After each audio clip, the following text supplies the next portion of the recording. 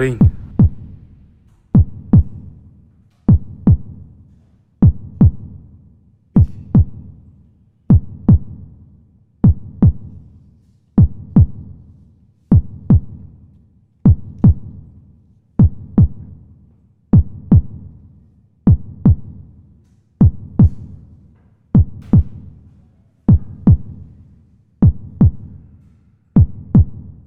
Savol shunaqaki, trading sohasiga qachondan boshlab qiziqishni boshlagansiz va qachondan boshlab kirib kelgansiz shu sohaga? Men Skycoin ham asosan sotib olganman, Bitcoin ham sotib olganman. Tushunadi. Mana shu trader $1000 dan 70 ming qilyapti yoki 10 ming dollardan 70 ming qilyapti. 700%. Manchu Dubayda bo'lgan bu ish. Yo'q, Buxoroda bo'lgan. Bitcoin sotib olganman. O'zim bilmagan holda. Slif bo'lgan deydi, 70 ming dollarni shunday yutqazib qo'ygan.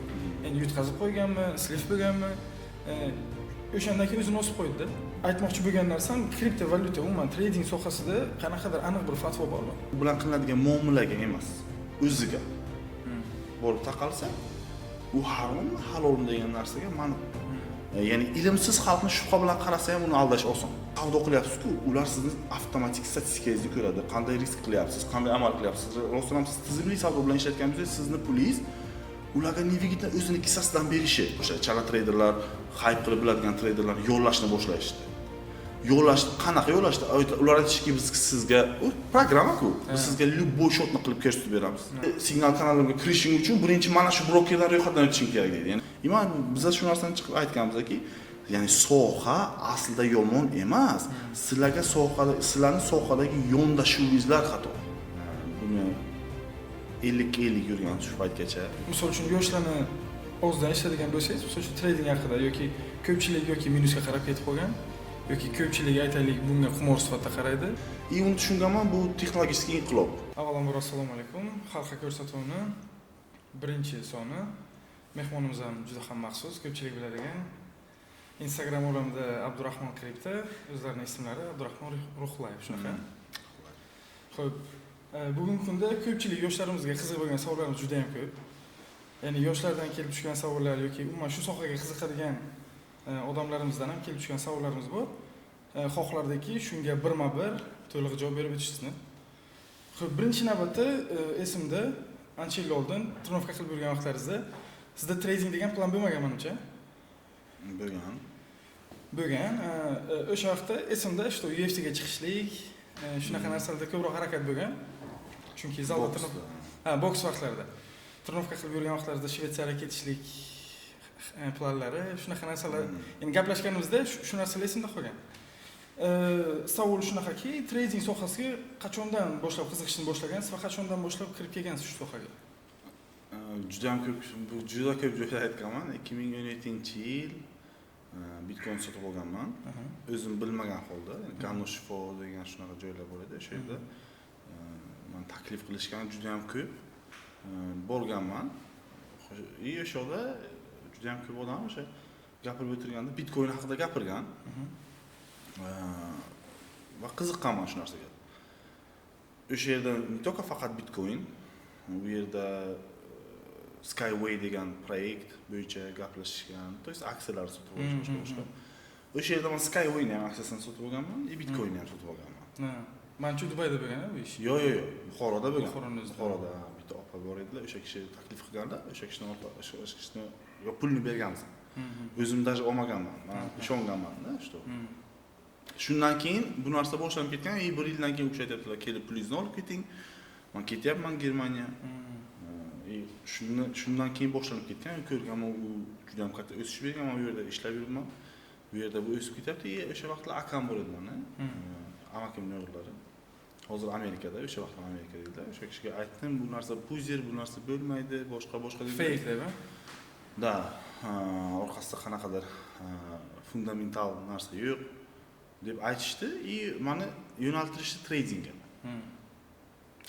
Shundan tradingga kirib kelganman. Menga что qonun qoidalar, meni baxtim to'g'ri odamga to'g'ri vaqtda uchraganman. Qonun qoidalari bilan tushuntirilgan. Agar bunaqa bo'lsa, bunaqa bo'ladi. Mana shunaqa shartlarga rozi bo'lsangina sohaga kirishing mumkin. Men senga o'sha ustozlik qilaman, ya'ni o'sha yo'l yo'rig'ini ko'rsataman. O'zimning vaqti yo'q, o'sha hozirgi vaqtda ham Amerikaning не только Amerikan, dunyoning eng katta inson banki bo'lgan JP Morgan Chesinko'da algo trading o'sha departamentda bo'lim boshlig'i bo'lib ishlaydi. O'sha kishi yo'naltirgan. И parallelni baribir Bitcoinga qiziqaverganman, chunki baribir katta daromadli Bitcoinni olganman. Shunaqa narsam bo'lgan, что bitta narsani qanday qilib до конца изучать qilmasdan turib, qanday qilib uni yomon yoki noto'g'ri deyish mumkin. То есть bu logichniy aqlsizlik. Shunaqa. То есть hol до конца изучать qilmoqman. Qanday qilib boshqalarga ko'rona ishonib ketish mumkin. То есть parallel изучать qilib yurganman. И uni tushunganman, bu texnologik inqilob. Hozir endi tushungan narsam bu qanaqadir modeldan modelga o'tishni ko'rinishi. То есть lekin vaqtda bu realniy bizning hozirgi sistemadan ko'ra yangi sistema и texnologik progress bo'lgan. Bu narsa hech qanaqa yo'q narsa emas. Bu juda ham chiroyli va idealli tuzilgan, o'sha vaqt menga shunday ko'ringan, idealli tuzilgan sistema. Bu hech qanaqa u emas. То есть обычный sistemani raqamli ko'rinishi. O'zi ko'pchilikka, misol uchun yoshlarni o'zidan eshitadigan bo'lsangiz, misol uchun trading haqida yoki ko'pchilik yoki minusga qarab ketib qolgan yoki ko'pchilik aytaylik bunga qimor sifatida qaraydi. Ko'p joylarda shunaqa, o'zim shunaqa fikrlarni bilaman. Ya'ni haqiqatan ham qimor, chunki yutqazgan yaqinda bitta o'zim video chiqargandim. Bitta aka, bilmadim endi, men bu sohaga chuqur qiziqmaganligim uchunmi, slif bo'lgan deydi, $70,000 shunday yutqazib qo'ygan. Endi yutqazib qo'yganmi, slif bo'lganmi? O'shandan keyin o'zini osib qo'ydi-da. O'zini osib qo'ydi. Endi to'g'ri, misol uchun pul topiladi. Endi e'tiqodimda shunaqa bo'lgan. Aytmoqchi bo'lgan narsam, kriptovalyuta, umuman trading sohasida qanaqadir aniq bir fatvo bormi? Ya'ni aytaylik, bu narsani halolligi haqida. Qarang, Bitcoin bo'yicha yaqinda o'sha Shayx Taqi Usmoniyning ular fatvolar chiqqan. Buni 50-50 yurgan shu paytgacha, to есть bir xilla dozvolenniy deydi, bir xilla yo'q deydi. Men ham birta domlam bilan ko'rishganda aytdim, buni qanday qilib ilmini bilmasdan turib buni harom deyish mumkin. O'sha aytibdilarki, aroqni ilmini bilmaymiz, lekin harom-ku, chunki Qur'onda aytilgan. Ya'ni bizga aytilmagan narsalarni isbot qilishimiz kerak, tagiga yetishimiz kerak. Ya'ni yo'llari bor, halol. Ya'ni biza Bitcoinni o'ziga borib taqalsa, o'ziga, u bilan qilinadigan muomalaga emas, o'ziga borib taqalsak, u harommi, halolmi degan narsaga men ham endi hamma qurbdan kelgancha qiladi. Men ham izlanganman, tagigacha borib bir qilayotgan ishim to'g'rimi, yo'qmi, chunki mo'min luqmasiga yetib olib kerak. Albatta shunaqa. Men paka hozircha biron kishini menga aniq keltirib bergan g'arar deyish orqasida, lekin u savdosi uni har xil bo'lishi mumkin. Uni tovar sifatida ko'rib chiqsak, g'ararmi, yo'qmi? Ya'ni narxini o'ynashi bu tabiiy, ya'ni kartoshka narxi ham sezonda ko'tarilib ketadi, pomidor narxi ham sezonda ko'tarilib ketadi. Ya'ni regulyatsiya yo'qligi bois uni ayblash, manipulyatsiyaga moyillik deb ayblash, ya'ni beta alfa fazalar deydi bizga. Ayblash bu ham noto'g'ri. To есть tillar juda ham manipulyatsion harakatlar qilyapti hozir. Birdaniga 5000 ga chiqib ketdi. Shunaqa. Yana 4400 ga tushib ketdi. Bu ham hozir juda ham katta tafovut bilan o'ynash. Jahon iqtisodiyotida bo'layotgan hodisa, даже valyutalarda ham mana Eron bilan bo'layotgan hodisa, Eronning ham valyutasi tushib ketdi. Birdaniga 80%, 70% prosatka berib yuboryapti. Misli ko'rilmagan, masalan, orqasida davlat turadi deydi. O'sha uchun men buni orqasida, ya'ni siz bilan bu narsani gaplashsak, buni orqasini tushunib olsangiz, qanaqa ishlash prinsiplari, boshqasi, to есть xuddi bizni bank sistemasini o'zi mukammalroq varianti va eng asosiysi inson omiliga doir emas. Ya'ni inson omili bormi? Inson cheat qilishga moyil cheat qilishga. Inson faktoridan olib chiqilgan bu yer. O'sha uchun menga ideal ko'ringan. Shu uchun masalan shu sohaga keyin kirishga shu narsalar sababda bitta narsa bilan aytaman. Dollar, Bitcoin. Siz bitta yo'l barsayib tarbiyalasangiz. Men bitta qilichlar taxlasam, ikkalamiz ko'rish qildik, urushib qoldik. Siz meni qo'limdan oldingiz qilichimni, men sizni qo'lingizdan oldim yo'l barsangizmi? Yo'l barsangiz, men sizni qo'lingizdan olgan bo'lsam, menga hujum qiladimi? Ha, hujum qiladi. Chunki sizni taniydi, siz boqqansiz. Ya'ni va tashqi boshqaruv sizda. Ammo qilichimni qo'limdan oldingizki, qilich faqat tashqi boshqaruvga ega. O'sha qilich bilan meni o'ldirishingiz mumkin. Vaholanki men uni 10 yildan oldin taxlaganman. Mehrimni berganman, farqi yo'q. Ya'ni faqat tashqi boshqaruvga ega. Bitcoin ham xuddi shunday. U kimni yaratganligini bilmayman, lekin tashqi boshqaruv, ya'ni meni volusimdan meni qanday foydalanishni bilaman, mendan hech kim olib bilmaydi. Ya'ni boshqaruv menda. Kartadagi pul sizniki emas. Chunki uni muzlatib bilishadi, blok qilib bilishadi.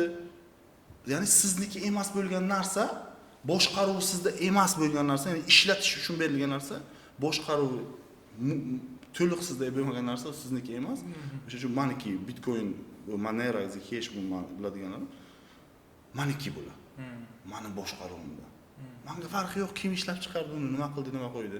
Men bilaman qanday qilib ishlatishni uni, men qanday qilib safe ushlashni bilaman. Kontrol qilishni bilasan. Ya'ni agar shu ilm ko'pchilikda bo'ladigan bo'lsa, menimcha zararga kirib ketishlik, shunaqa narsalar ancha albatta kerak. O'sha zararga kirdi deganingizga birinchi navbatda bitta narsani tushunishimiz kerak. O'zbekistonga bu narsa noto'g'ri talqinda kirib keldi. O'shaning oqibatida O'zbekistondagi holat va bu narsani propagandasi bir-biriga juda ham mos edi. Xuddi shu narsa Braziliyada bo'lgan. Ya'ni bizani tan olamizmi yo'qmi? Xalqimiz hali juda ham pullik xalq emas yoki juda ham ilmli xalq emas. Hamma narsaga shubha bilan qaraydi. Shubha bilan qarashi ham men shu bunaqa deb o'ylamayman. Ya'ni ilmsiz xalqni shubha bilan qarasa ham uni aldash oson. Ming shubha bilan qarasin, uni aldash oson bo'ladi. Men shubha bilan qaragancha ilm bilan qarashni to'g'ri deb bilaman. Xalqimiz ham ilm tomondan qolib ketgandi, ham moliyaviy tomondan qolib ketgandi va bu yerda ilmsizlik va moliyaviy savodxonliksiz deymiz, moliyaviy savodxonliksiz va moliyaviy tomondan past xalq nimaga intiladi? Ya'ni ilm bo'lsa biladi, moliyaviy pulingiz bo'lmasa, lekin ilmingiz bo'lsa, baribir ham ilmiy yondashib bilasiz, uncha tez pul ishlash mumkin emas. Hammasini logik, mantiqan o'ylab ko'rasiz. Lekin xalqda ko'p aksariyati deymiz, xalqning aksariyatida ham ilm yo'q, ham pul yo'q. Va ular ko'rsatilgan narsaga ishonishadi va bu narsani sham misolida aytsak, sham nurini taratadi, lekin taftini o'sha hamma o'shanday nur taratishni xohlaydi, lekin taftini his qilishni xohlamaydi. Ya'ni yonishni xohlashmaydi. Mehnatni xohlashmaydi. Lekin nurni xohlashadi. Lekin nurni xohlashadi. Shunaqa narsa nafsga olib keladi. Ilmsizlik va qashshoqlik nafsni kuchayishiga olib keladi. Nafsning orqasidan kutuvni to'g'ri bo'ladi. Ya'ni sohani kutuvni to'g'ri bo'ladi. Kutuvni to'g'ri bo'ldiki, bu narsaga massiv yopish boshladi. Xuddi shu narsa Braziliyada bo'lgan. Massiv, ya'ni ikkita xonadan bitta uydan bittasida trader bo'lgan u yerda. Braziliyada. Da, yugurib kirishadi odamlar bu sohaga. Noto'g'ri kutuv orqasidan. Insonning tabiatida xuddi shunaqa narsa bor. Agar sohaga kirdi va u o'xshamadi, farqi yo'q, o'zining xatti harakati bilanmi, boshqasi bilanmi, aksariyat holda o'zining xatti harakati bilan o'xshamaydi. O'xshamagandan keyin nimani yomonlaydi? Inson tabiatida bor. Boshqalarga to'nkash ayb. Hech qachon o'ziga to'nkamaydi. Shunaqa. Ya'ni meni aybim ekan, men shu narsani qilib bilmadim yoki men noto'g'ri yondashdim degan narsa yo'q. Men o'sha uchun O'zbekistonda shu narsani necha yildan beri shu narsani propaganda qilib kelyapman. Men birinchi maqsadim tradingga kirishdan odamlarni psixologiyasi shunday tayyor bo'lish kerakki, birinchi navbatda pul topish emas, birinchi navbatda pul yo'qotmaslikni o'rganish kerak. Sohani o'rganish. Sohani o'rganish kerak, tushunish kerak. O'sha Toshkentda ham o'sha bolalar shunaqa qildi, qancha urushib. Boshida esimda, masalan, trading endi kirib kelayotgan vaqtlarda o'zimizni bilasiz, o'rtoqlarimizdan trading bilan shug'ullangan. Boshida men bu Shoh aka keyin shunaqa bolalar bor edi, chisti qumor qanaqa bo'lsa, xuddi shunaqa targ'ib qilishganda. Ya'ni misol uchun sen pul tiksang, aytaylik, vaqt kelsa agar yutib bilishing mumkin yoki agar o'sha vaqti bo'lmasa agar sen yutqazganingga ham rozi bo'lishing mumkin degan vaqtlarda men ko'rganman qanaqadir o'rtalaringizda недоразумениялар bo'lganini, umuman trading o'zi aslida bunaqa emasligini. Menga ko'p kishi aytgan bu narsani. Masalan, Dubayda o'tiribmiz, biz ish qilib o'tiribmiz. Bizning mining kompaniyamiz bor. Men hech qachon biron kishi bilan konfliktga boradigan odam emasman. Biror marta chiqib konflikt ham qilmaganman.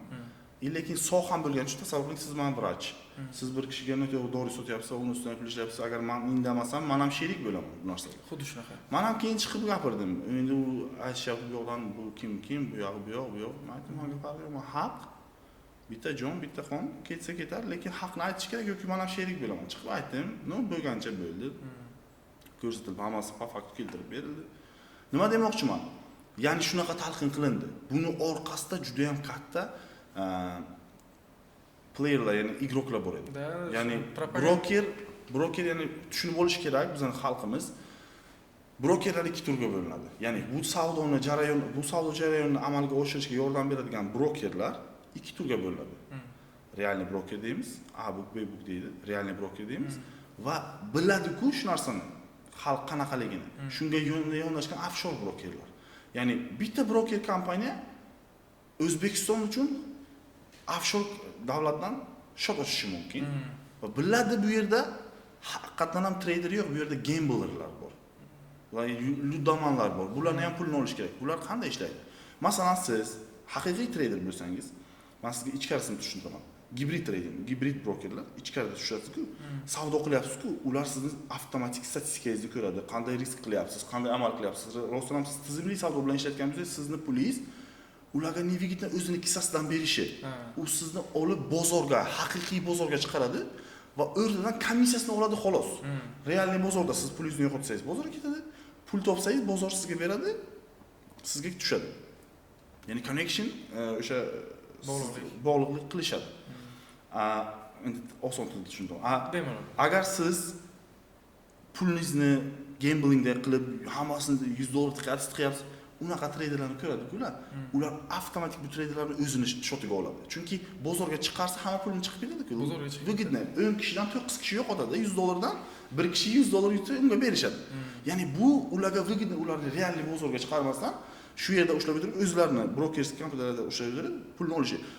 Bunday olsangiz hech qanaqa o'zgarish yo'q-da. O'zgarish yo'q. Lekin ular bu narsani tushunishadi, qanday qilib ishlatganini. Men bu yerda o'tirib, devorning orqasida o'tirib, hech qanaqa menga farqi yo'q ular nima qilishyapti. Lekin ular bu narsani bilishadi. Va ular shu narsaga keyin yo'naltirishni boshlashdi. Men o'shanga achchiqim chiqdi.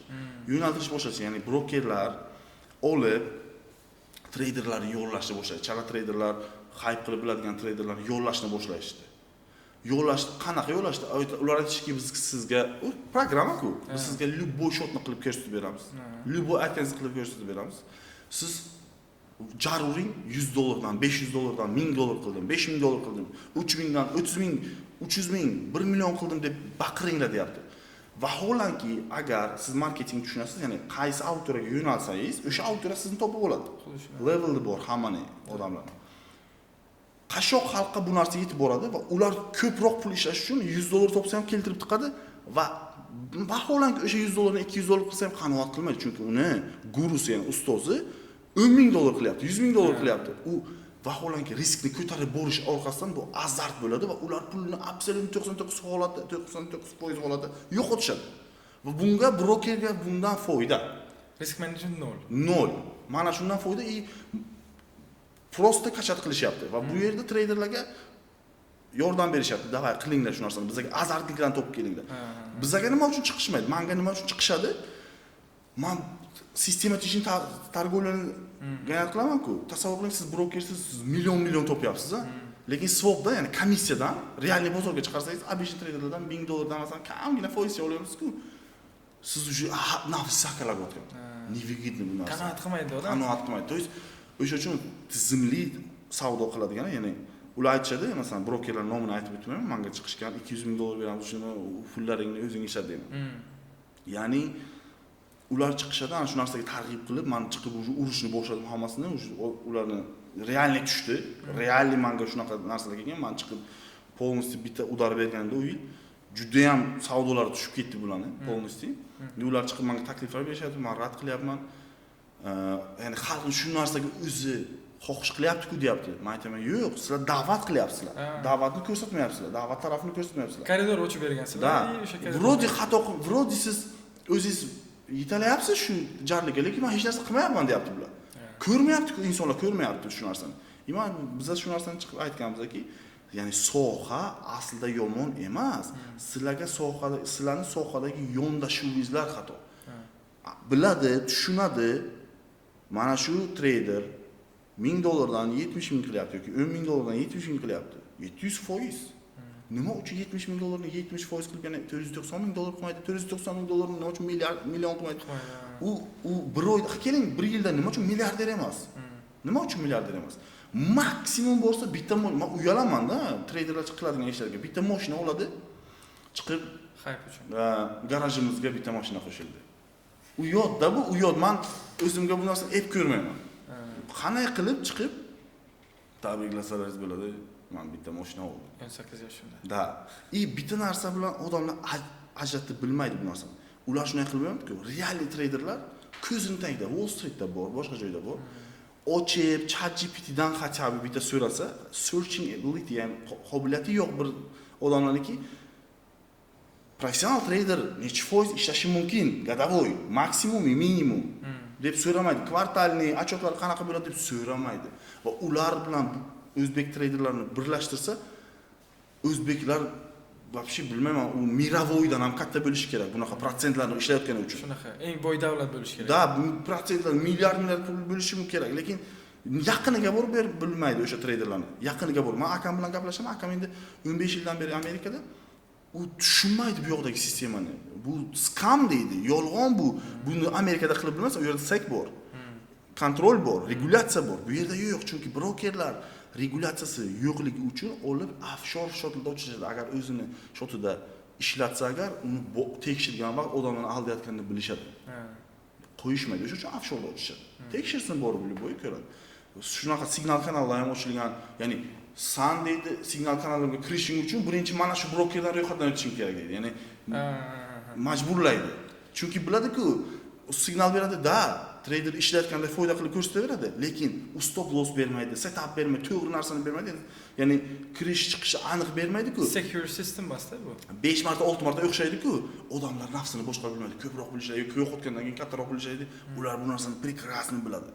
Lekin odamlar shunaqa yo'naltirishadi. Chunki ular yo'qotgan puldan broker bu treyderlarga 80% dan 50% dan 80% gacha pul beradi va har bir lotdan komissiya beradi. Ular mana shu chiqarayotgan, ko'rsatayotgan pullar mana shu orqasidan. Bitta qiziq voqea bo'lganda, aka. Bitta o'rtog'im, Zuhur degan o'rtog'im bor. Yani trading qilib o'rganib shunaqa narsani orqasidan hozirgi aytganingizga o'xshab 1-2 marta trade qilib ko'rgan, $300 yutgan. Oddiy ishi bor edi uni. Oddiy ishini ham tashadi. Ya'ni shu trading qilishga o'tirib qoldi. Misol uchun bir marta $100 tiqdi, 300 oldi, 300 tiqdi, 600 oldi. Undan keyin yo'q, keyin biror marta foyda qilmadi. Faqat minus. Endi aytmoqchi bo'lgan narsa, shu narsani ham aytib o'tib ketgan yaxshiroqmi deb bilaman, chunki hozirgi yoshlar xuddi shunaqa dangasalik kasalligiga konkretni chalinib qolyapti-da. Ya'ni noto'g'ri trading qilishlikning orqasidan. Men ana shu narsaga bitta narsa aytaman. Meni o'zim o'tgan narsani aytaman. Ha. Men o'qiganimni emas, qilganimni aytaman. Ha, boshdan o'tkazgan. Da. Menda savdoga kirishim oldi, nima uchun bunaqa bo'lgan? Menga akam aytgan. Bu xatolaringni pul bilan to'laydigan joy. Ha. Boksda bitta shata yeysan, yotasan, turasan. Yoki bu yerda pul o'ynaydi uka. O'sha uchun agar men aytganimda ishlasang, mumkin senga. Okey, qarang. 1 yil o'qiysan, kirmaysan savdoga degan. Men aytganday 1 yil o'qiysan. Okey. Ha. Ikkinchi, uchinchi oydan keyin odamga uverенность beradi bozor. Xuddi siz как будто siz уже tushunyapsiz, qanday bo'lishini boshlaysiz, bilasiz degan narsa bo'ladi. Sizni savdo qilishingiz keladi.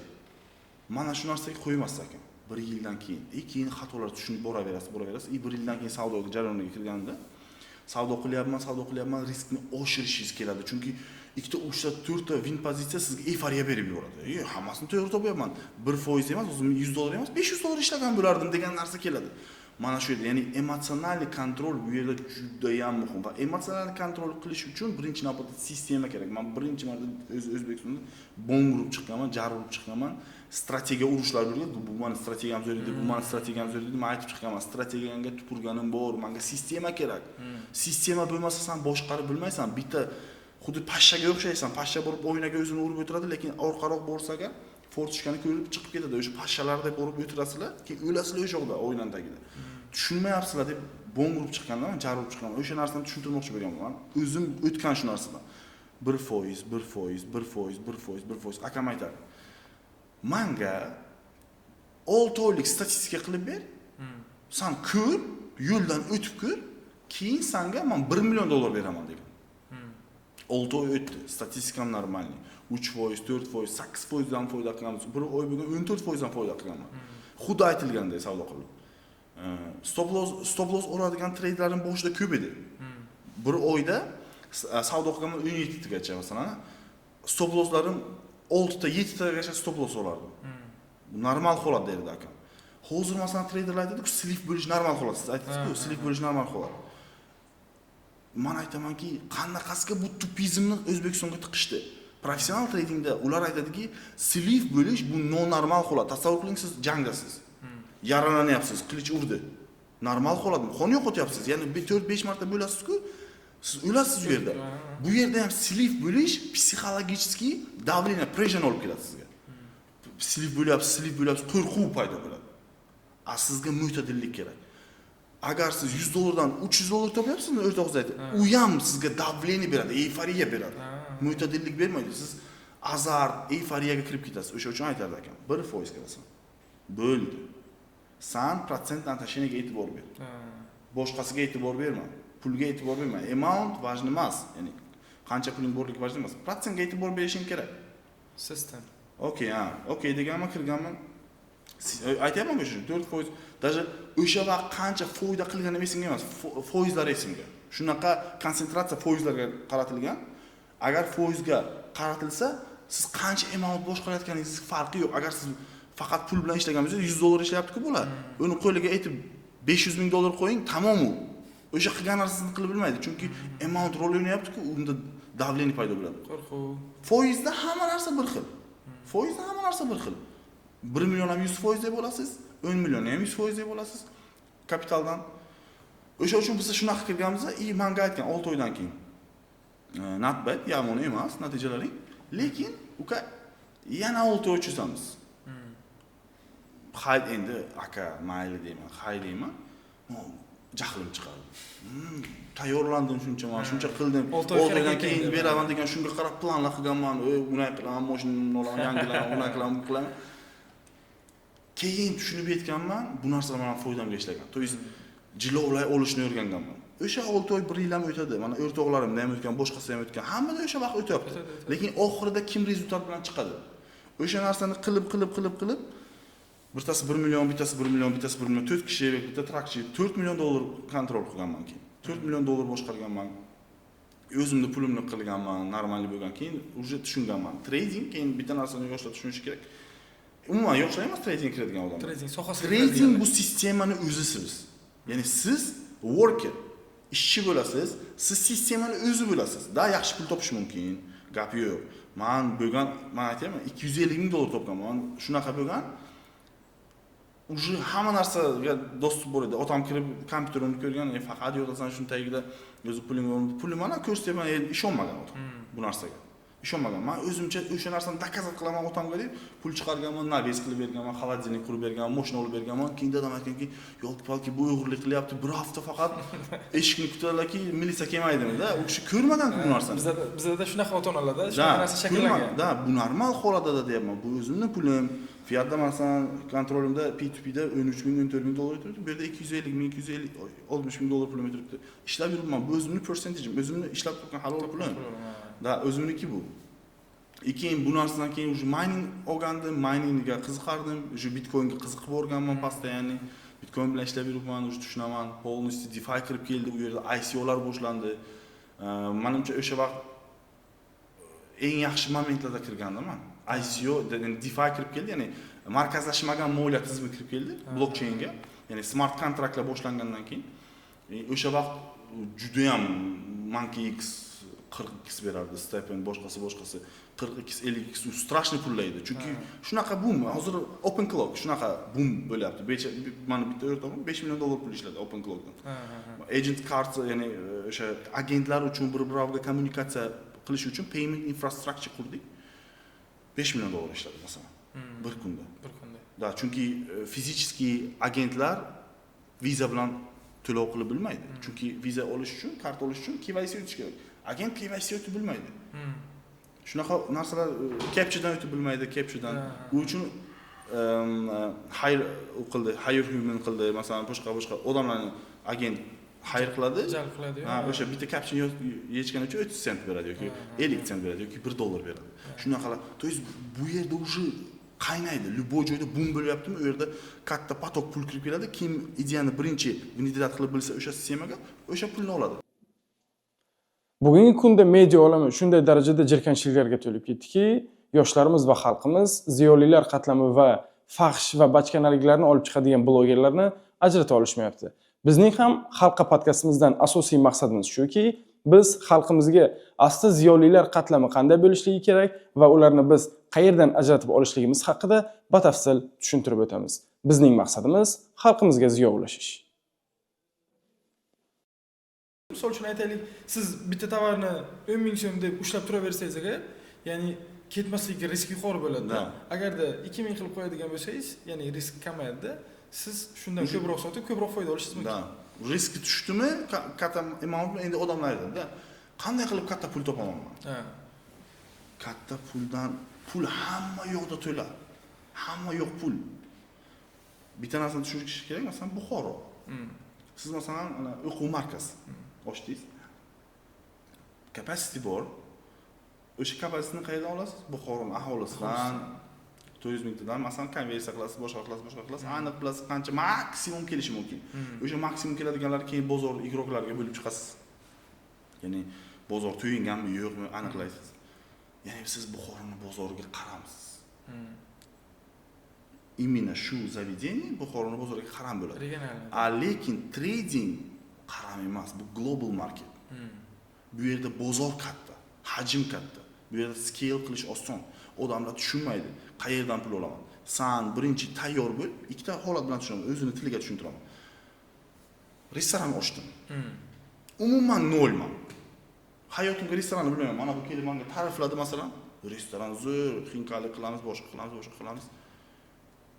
Boryapman, yeyapman-ku, sanayapman o'zimcha qancha daromad qilyapti bu deb. Ertaga borib restoran ochmoqchiman. Bu tupoy risk bu. Tupizm. Yiqilish ehtimolim baland.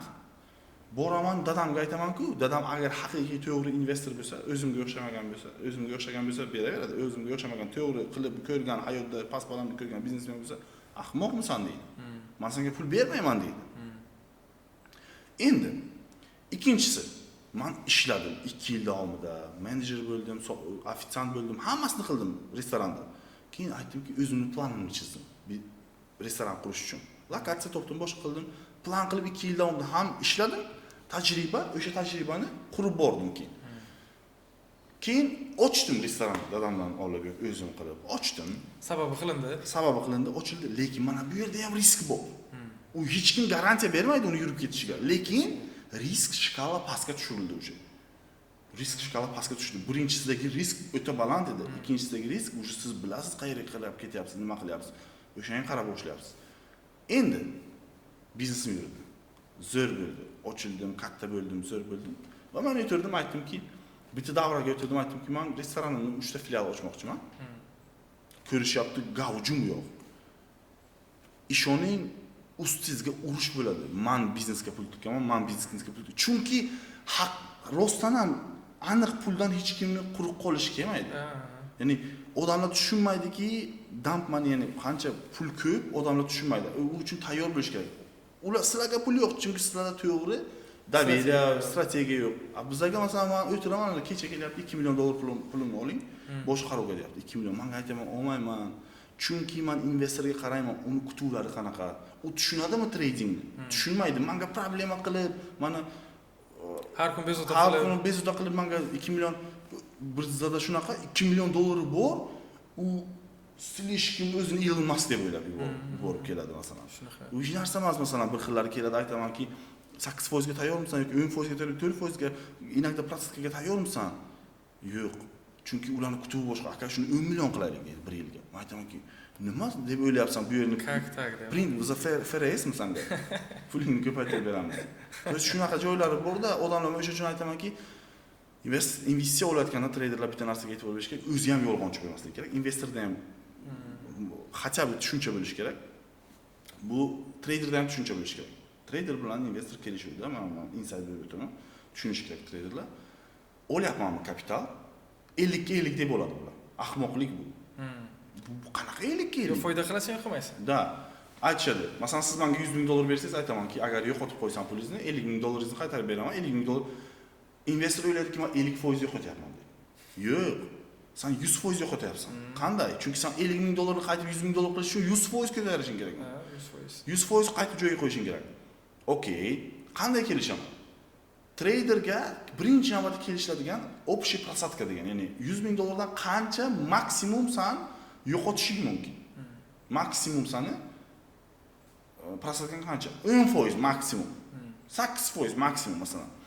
O'sha 8% masalan 100 ming dollardan 8% 8 ming dollar pul beradi. 8 ming dollardan okey 50 ga 50. 8 ming dollar, 4 ming dollar riski traderda bo'ladi, 4 ming dollari investorda bo'ladi. Shunda trader maksimum agar qandaydir holatlarda trader pulini yo'qotsa, boshqa bo'lsa, investor 96 ming dollar bilan chiqadi, 50 ming dollar bilan emas. Mana bu yerda tushunish kerak investorlar. O'sha uchun Tushuntirib bilish ham kerak da, endi. investorlarning savodxonsizligi, traderlarning savodsizligidan investorlar pul yo'qotadi, keyin aytadiki, trading bu yomon soha. Traderlar aytadiki, bu bo'lmaydigan soha ekan, meni qilib aytmaydiki, o'zim azartnik, o'zim qimorbozman deydi. Aytmaydi bu narsani. Sohani yomonlashadi. Dinda ham xuddi shunday. Islom hozir ham xuddi shunday. Islomga qarab odamlarga baho berish kerak. Bizadagilar odamlarga qarab dinga baho beradi. Xuddi shunaqa. Xuddi shu narsa bu yerdan. Bu yerdagi soxta traderlarga qarab odamlar sohani o'ziga baho beradi. Lekin vaholanki tradingda pul aylanmasi dunyoni pul aylanmasini ancha kattasini tashkil qiladi. Qanday qilib bu sohani bo'lmaydiganda hech mumkin. Ertaga baribir shu narsaga qarab boryapmiz. Ilojimiz yo'q bizani. Bitta narsaga qo'rquv bilan boryapsiz. Mana o'rtog'im masalan aytayapti, meni 3 oydan keyin bittasi o'r bilan urushaman deyapti. Qo'rqib yuribdi. Har kun aytadi menga. Mana bunga aytamanki, qo'rqib borasan, baribir borasan-ku, tayyorlanib bor qachondir. Mana odamlarga shunday deyman. Globalniy bozorga chiqib kelyapmiz. Globalizm boshlanyapti. Istaymizmi, istamaymizmi? Bozor almashyapti. Yoshlarimiz vaqtida telefon yo'q edi. Ya'ni biza orqaga qaragan faqat kechaga emas, bir 10 yil oldinga qaraylik. Qanaqa izmeniy bo'lib ketyapti hayotimizda. Ancha o'zgarishlar bo'lgan. Da, yana scaling juda ham katta ketadi. Uje 10 yilda bo'lgan narsa endi 2 yilda o'zgaradi. Ya'ni kichiklashib boraveradi. Biz juda ham tez bo'lamiz. Hozir masalan AI bilan dunyoni 6% ishlab bilar ekan. Men masalan Open Cloud bilan ishlayman. Polностью assistentlarim, men polностью ularni 30 ta agent boshqaradi. Odamlar даже hozir ChatGPT ga yurdi. Tushunmaydi, hozir ChatGPT ni tushunadiganlar, tip o'ylaydiki, men o'zi искусственный интеллект tushunaman, lekin bu yerda уже qanaqa masshtabga qarab ketayotganini tushunmaydi.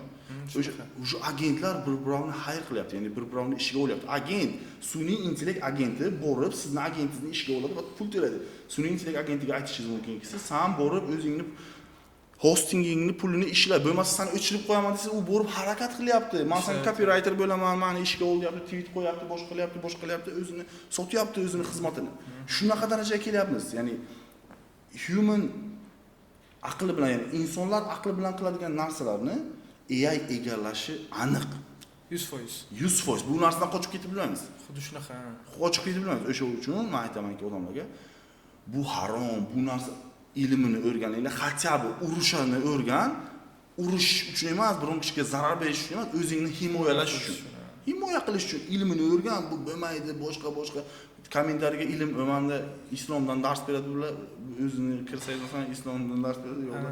Boshqa narsa. To есть xalqimizni, ya'ni o'zi kuzatsangiz, o'zi tushunasiz-da. Media polvon. Media polvon. Ko'pchilikka yana qiziq bo'lgan narsa, ko'p videolaringizda ko'rganman. Misol uchun kurs sotmaslik haqida gapirilganligini. Misol uchun endi tushunishim bo'yicha, misol uchun shu narsalarni ilmini o'zingiz o'rganmagunizcha kursni sotmaslikka qaror qilgansiz o'sha vaqtda. Yoki unaqa emasmi? Yo'q, men kurs sotishiga qarshi bo'lmaganman. Men bispa ana noto'g'ri bilimni targ'ib qilinishiga qarshi bo'lganman. Men o'zimda ham o'zim investitsiya qilib ochgan joy bo'lgan. Ya'ni shogirdlarimga ochganman, ukalarim boshqalar. Ular menga aytishardi, aka bizani reklama qiling. Yo'q, bizning qadriyat boshqacha. Men hozir pakka bu talpani ichiga qo'shilib qolasizlar. Ya'ni hamma hozir yomon xayolda-ku, mana bularni yomonlayapman-ku. Sizlar ham xuddi shunday, lekin vaholanki agar ichiga kirsa odam boshqa dunyo, bunisi 1 oyda o'rgataman deyapti. Bunga aytilganki 6 oyda o'rgatasan. 6 oy ushlab o'tirasan. Ya'ni siz ana o'quv markazi rahbarisiz, tushunasiz, 6 oy bitta odamni ushlab o'tirish bilan 1 oy ushlab o'tirishning o'rtasida rasxod katta farq bor. O'sha narsani tushunmaydi. Ya'ni meni prinsiplarim bo'yicha ishlaydi. Mana uni bor. prinsiplari bo'yicha ishlaydi. 6 oy ishlaysan, mana bunaqa perioddan o'tasan, o'quv qo'llanmasi, o'quv modeli, praktikasida ustida ishlash, real savdoda olib chiqish, back test, real testlarni kontrol qilish. Bu hammasi tizimlashgan. Bizda O'zbekistonda bironta akademiyada yo'qdir men yaratgan sistema. Bizda tizim bor. Har bir o'quvchi, o'qituvchi ko'rib biladi, qaysi kunga darsi bor, qaysi darslarni qilishga, qachon testi bor. Ya'ni programmaning ichida o'zi test o'tkazish mumkin, programmaning ichida o'zi jurnalni yuritishi mumkin, savdosini yuritishi mumkin. Biz hammasini полностью datani yig'amiz va ularga analiz qilib ko'rsatib o'tamiz. Qayerga borish kerak, nima qilish kerak. То есть bizdagi sistema bu professional trading. Bu gambling emas. Da 2 kun 3 kun pul ishlaydi bolalar. Men ko'raman, 2 kun 3 kun 100 300 aytganda 300 400 dollar ishlaydi. Wow! Xuddi shu narsadan ularni o'qitayotganlar foydalanadi. 10 ta bolani o'qityaptimi? 5tasi foydaga kiradi-ku. 5tasi zararga kiradi-ku. Zararga kiradiganlarga aytadiki, ana ko'rlaring, ularda o'xshayapti, sizlarda ham bir kun o'xshaydi deydi. 5ta foydaga kirgani oladi-yu, lekin vaholanki bu narsa tasodifiy bo'lib qoldi. Scoutingda, Da chiqishadi-yu, ana bizning o'quvchimiz pul ishladi. Okey, shuni 1 yildan keyin yoki 1 oylik, 3 oylik natijasini ko'rsat, mana masalan cho'qiradi bolalar aytadiki, 3 oylik qilyapti, natijasini shuni ko'rsating. Bizda akademiya reklama kerak, boshqasi kerak. Men aytaman, yo'q. Menga полностью kesin pulni olsin, men investitsiya beraman, ishlasin. Ishlasin. Da shuni qilamiz, ishlasin. Bu narsani masshtabni qilsa yaxshi emasmi? Misol uchun o'zimizni yoshlar uchun. Endi shu narsani tashkil qildim. Hozir shu narsani endi biz aytdimki, shunaqa urovingga kelinglar dedim. Menga хотя бы bir 10 ta trader mukammaldan yaratib bering, taxlab beringlar. Men investitsiya qilay, ishlasin, ko'ray. Ya'ni men yaratgan tizim, ya'ni daraxt meva berishni boshlasin. Keyin men masshtablashishni boshlaman. Menga problema emas masshtablashish. Instagramni ham qanday yuritishni bilaman, qanday o'zi bor auditoriyam, men pul tomondan ham masalan qanday yuritishni bilaman, boshqasi qilaman. O'sha uchun hozir Toshkentda Summit Center deymiz. Eng qoq markazdan u bittasi boshqa joy deydi. Masalan, traderman deydi. Masalan, okey, pul bilan jalb qilyapsan, nima uchun maksimum qo'ymaysan? Nima uchun New York Exchange da qilib qo'ymaysan? Aurani qilib bilmaydi. Reklama boshqa. Ya'ni bir-birovga mutanosib emas qilayotgan ishlar. O'sha uchun biz hozir xabaringiz bor, masalan, Buxorodagi ham bizning markaz birinchi men o'ylayman, shu ichidan, boshqasidan, ishlashdan mos qilib qo'yilgan. Trading markazi boshqa bilmayman, lekin hozir Buxoroda yana qanaqa deb. Da, biza aytayapman-ku, men bu yerni Xudo biladi, men bilaman. Har oy mana bolalarni har oy o'zimniki hisobdan berganman. Birontasi chidab bilmaydi Buxoroga, podvalchalarga ochib yuribdilar. Nima uchun? Chunki bunaqa katta joy ochib bilmaydi, chunki bunaqa katta joyni rasxodini yopib bilmaydi. Men o'zimniki hisobdan yopib yurganman. Chunki mana kompaniyalarim bor, loyihalarim bor. Men aytganmanki, sizlar men ekkan urug'larni undiringlar. To'loq oyoqqa turgancha. Da, men o'zim sizlarga pulini berib o'tiraman. Arendasini, boshqasini, oyligini, boshqasini, hammasini men beraman. Xuddi shu narsani o'zi Toshkentda qilyapmiz. Ya'ni endi men полностью sistema yaraldi, tayyor bo'ldi. Mukammal bo'lgandan keyin boshlaganman. Endi buni xohlagan joyga copy paste qilsa bo'ladi. Da, masshtab qolgan viloyatlarda. Masshtablar endi biz уже Bahraynda bu narsani copy paste qilyapmiz. Уже Centralniy Asiyaga juda ham katta masshtab bilan o'ylab bormoqchi bo'lsa, inshaalloh 5 yilda bizning planimiz 500 million dollarlik triple hedge fundni tashkil qilish. Xudo xohlasa. Xo'p. Keyin top 1% degan investitsionniy menimcha proyekti bor. Qanaqadir proyekt? Yo'q, investitsion emas. U investitsion emas.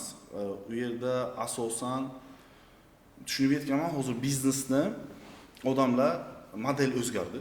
Ya'ni hamma yoppasiga biznesga kirib kelish boshlandi va biznesga talab qilinadigan narsa bu moddiy tarafdan investitsiya. По-любому boshlash uchun pul kerak ularga. И men tushungaman, что hozir krizisniy moment, kim tushunadi, kim tushunmaydi.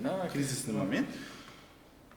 Krizisniy momentda o'sha bizneslar aksariyati fail bo'lish boshladi. O'sha uchun onlayn ishlarni qilish osonlashgan. Onlayn ishlar qilish orqasidan pul ishlash osonroq. И jamiyat mendan endi shuncha auditoriya yurityapman. Shuncha masalan ko'pchilik kuzatadi va kommentariyalarni o'qirdim. Ha, shuncha gapirasiz. Nima qilaylik deydi odamlar. Nima qilaylik? Men aytdimki, men bitta jamiyat qilaman. Jamiyat qilaman va jamiyatda 3 narsani bog'layman. Kuch, pul, aql, ilm. O'sha narsani bog'layman. O'zim masalan shu narsani aytib kelganman, ya'ni erkak kishi kuchli, aqlli, ilmli bo'lishi kerak. Ya'ni kuchli, pullik, ilmli bo'lishi kerak. Iloji yo'q. Ilojsiz bu narsa agar qilmoqchi bo'lsa, shu narsani yo'naltirganman, o'zim shu narsaga qanday qilib mos bo'lishga harakat qilganman. Tanangiz chiqniqqan bo'lishi kerak, ilm olishni, ya'ni har kun masalan shu to'g'riga aytamanki, har kun 2 soat must have o'qishing kerak. Agar sen o'qimasang, уже 1 oydan keyin emas, 6 oydan keyin bir necha bo'ladi. Ya'ni bugungi natija 6 oydan keyin, bugungi harakat 6 oydan keyin natija beradi. Bugun harakat qilib ertaga natija kutish bu qullik. Bu ishchisiz, ishlaysiz, ertaga oyligini olasiz. Stabilni. Lekin sababni o'zi, bitta narsa bilan aytaman, sababni o'ziga borish, odamlar aytadi-da, qanday qilib buncha pul ishlaysan? Birinchi ochib nimani qo'yapsan deyman. Sababmi? Yoki Xoliqmi, Xudomi? Muso alayhisalom ham kasal bo'lganlarga aytgan ekanlar, Xudo meni kasal qildim, boshim og'riyapti. Menga shifo ber. Xudo aytdiki, bor, sababini qil. Ana bu daraxtni bargini ol, ye. O'sha daraxtni bargini olib yedi Muso, shifo topdi. Bu safar yana kasal bo'ldi Muso, bordi, daraxtdan bargini olib yedi. Sababga birinchi bordi Xudodan so'ramasa. Keyin Xudoga aytdiki, Xudo menga bu shifo bermayapti. Xudo aytdiki, sababga yopishding, menga emas. Men u safar senga sabab qilib o'sha narsani ruxsat bergandim, o'sha narsa senga shifo bo'lishi. Hozir ham xuddi shunday odamlar ishonmasdimi, ishonmaydimi? Xolis harakatni hammasini qilish kerak. Natijani Xudoga qo'yish kerak. Natija Xudodan. U beradimi? Bermaydimi? Unga isyon qilib bo'lmaydi. Ya'ni yaratilgan narsa yaratuvchiga isyon qilib bo'lmaydi. U prosta yaratuvchining rahmiga ishonish kerak. Ya'ni karamiga ishonish kerak. Meni uyimga birta ishchi kelib ishlayapti. Yaxshi mehnat qilyapti. Astoydil mehnat qilyapti. Derazadan ko'rib o'tiribman. Derazadan u ichkarisini ko'rib bilmaydi. Meni ko'ryapmanmi, ko'rmayapmanmi bilmaydi. Lekin mehnat qilyapti. Men unga 1 so'm beraman deganman. Men shunday yuragim isiydi, aytamanki, kesin shu bola shuncha mehnat qilyapti, 1 so'm emas, 2 so'm yoki qand beraman yoki non beraman qo'liga. Qo'shimcha. Bir insonni ketirdim, u meni ko'zim uchun ishlayapti. Inson ko'zi bilamiz-ku, nima qilyapti. Ko'z uchun ishlayapti. Bo'lmagan vaqtda dam olib turib, shunaqa qiladi. Sizni bo'lgan vaqtingiz ishlaydi, bo'lmagan vaqtingiz ishlamaydi. U insonni siz sezasiz va 1 so'm dogovor qilganmisiz, siz dogovoringizda turasiz-ku, turmagan bo'lsa ham 1 so'mni berasiz. Endi tasavvur qiling. Bu eng kichik mikro zarra deylik. Shuni Xudo o'rniga qo'ying. Xudo sizni ko'rib o'tasiz, shuncha mehnat qilyapsiz. Uni siz masalan 1 so'mni 2 so'm qilib beryapsiz-ku ishchiga yoki non qo'shib bergan. U shunchalik qilib beradiki, siz tushunmay qolasiz qayerdan kelayotganini. Sarishta qilolmaysiz-da keyin. Qayerdan kelayotganini-da. Chunki planlashtirish bor. Men aytamanki, biznesmenlar bilan uchrashaman, planlashtirish. Men deyman, yo'q. Planlashtirish bor, hisob qilish bor, lekin ertaga masalan siz bilan uchrashishimni 1 oy oldin qayerdan bilardim? Bo'ladi degan narsa yo'q. Da, ishonch bo'lish kerak, tavakkal bo'lish kerak. Xudoga nisbatan tavakkal. Kimga tavakkal qilyapsiz? Xudogami? Yo o'zingizga, yo akangizga, yoki tog'oyingizga, yoki boshqa kishigami? Yo shu narsani tushunish kerak. Ya'ni inson agar shirk qilmasa, o'sha narsani tushunsa, shayton o'zi bunchalik katta narsalarga yo'qishmaydi shayton. Mana shunchalik og'dirishga harakat qiladi. Mayda shirk qilding, tamom, u yog'i o'zingdan deydi. Keyin ketaverasan. Shuncha narsani manage qilish oson emas. Shuncha 7 milliard odamni yo'ldan ozdirish oson emas. Unga vaqt ko'p shaytonga. Bittasiga aytadiki, otang o'ldi, shu yerga deydi, qabr toshi qo'y. Qabr toshdan maqsad bu insonni aldash emasdi. Uni nabirasini, uni avlodlarini aldashadi. Keyin 300 yil, 400 yildan keyin aytadiki, otang ana shu qabr toshi bu buyuk odam bo'lgan, shunga sig'in deydi. To есть shaytonda vaqt ko'p. Unda hiyla ko'p, fitna ko'p. Odamlar shu narsani tushunmaydi. Aql, idrok tushunchasi bizada faqat ko'rish bilan bo'lib qoldi. Eshitish bilan bo'lib qoldi. Tafakkur qolib ketdi. Sayozlashtirildi. Masalan, hozir Reels boshqa shunaqa. Propaganda. Shuni orqasidan kelib chiqdi-da, masalan, o'zi mavzudan chetlashik, tradingda men bitta qilib javob beradigan bo'lsam, soha yomon emas. Istaydimi, istamaydimi? Bitta narsani tushunish kerak. Amerika iqtisodiyotining rivojlanishiga asosiy sabab bu trading. Ya'ni trading bu mohiyatni tushuntiramiz. Investitsiya, moliyaviy bozorlar. Xitoyda ishlab chiqarishi yo'q Amerikaning. Strategiyasi kuchli. moliyaviy bozorlari kuchli. S&P 500 deydik, Nasdaq deydik, ularga investitsiya katta. U yerda xuddi shunaqa narsa berilgan, siz ishchisiz, men ishchiman.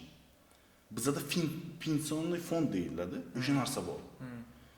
O'sha pensioniy fonddagi pulni biz aksiyalarga tikamiz, ya'ni kompaniyalarga tikamiz va kompaniyalarning aksiyasini sotib olamiz. O'sha aksiya yig'ilib boraveradi. Kompaniya ishlayapti, sizni pulingiz kirib boryapti-ku, aksiya ishlab boryapti, aksiya qimmat bo'lyapti. Chiqyapmiz-ku pensiyaga. Bizda 1 million 500 ming 400 ming kapital bor aksiyamizni sotsak. Shunaqa bir-biriga bog'lagan odamlarning puli kompaniyalarga kiryapti, kompaniyalar rivojlanyapti. Buni bubble ko'rinishi bormi? Tushunaman, lekin fakt bilan gapiraylik hozir. Da milliard tiqyapman sizga, men bilaman u yerda qanaqa ishlanyapti. Lekin hozir xalqning tiliga tushuntirsak, moliyaviy chambarchas zanjirlar ishlayapti. Xalq moliyaviy savodxon aksiyalarga pulni tiqyapti, Apple'ni rivojlantiryapti, Google'ni rivojlantiryapti, Amazon'ni rivojlantiryapti. Rivojlanayotgan orqasidan xalq ham foyda ko'ryapti, ular ham foyda ko'ryapti. Ya'ni aksiyalar o'ynayapti. Ya'ni bu yerda tushunish kerak, moliyaviy bozorlarsiz davlat pulini aylantirib bilmaydi. Faqat Xitoy hozir dominировать qilyapti. Masalan, bizda mebel maksimum marjasini tushiraman desam, Xitoydan tushirib bilmaydi. Shu yerda bilasizmi, bitta counter argument deydi-ku, ya'ni shunaqa fikr kelib qoldiki, misol uchun biz o'zi aytdik, Amerikaning puli ko'pisi shunaqa kripto yoki umuman shunaqa moliyaviy instrumentlarga qurilgan, shunaqa narsaga asoslangan. Xo'p, bo'lmasa agar shunaqa narsaga asoslangan bo'lsa, Amerikaga qolgan davlatlarni umuman urib tashlashlik yoki biz ko'p bilamiz, aytaylik, yaqin sharqdagi davlatlarni ko'pisi victim of the America. Ya'ni ko'pisi Amerikaning qurboni. Nima uchun desa agar, buning orqasida hammamiz bilamiz neft. Ya'ni ko'pchilik biladigan narsa shu neft turadi. Men o'zimni fikrim ham, o'zimni o'qiganim, o'zimni faktlarimga asoslangan narsam nima desangiz agar, Amerika yaqin sharqdagi davlatlarni kidat qilishlik hisobiga, umuman tunashlik hisobiga Amerika bo'lganda, keyin shu narsani moliyaviy savodxonlik evaziga pulini aylantirishni boshlagan deb bilaman. Qarang, ikki xil qarash bor. Pastki qarash va tepadagi qarash. Siz magazin o'marsiz. Bu nima bo'ladi? O'marish bo'ladi. Men tepadaman, elitaman. Men bankni полностью pulini olyapman. Bankni o'mardim. Bu nima? Aqllilik. Ular uchun shunaqa, ya'ni xuddi Koreyada makiyaj qilish erkaklar uchun bu norma, urf.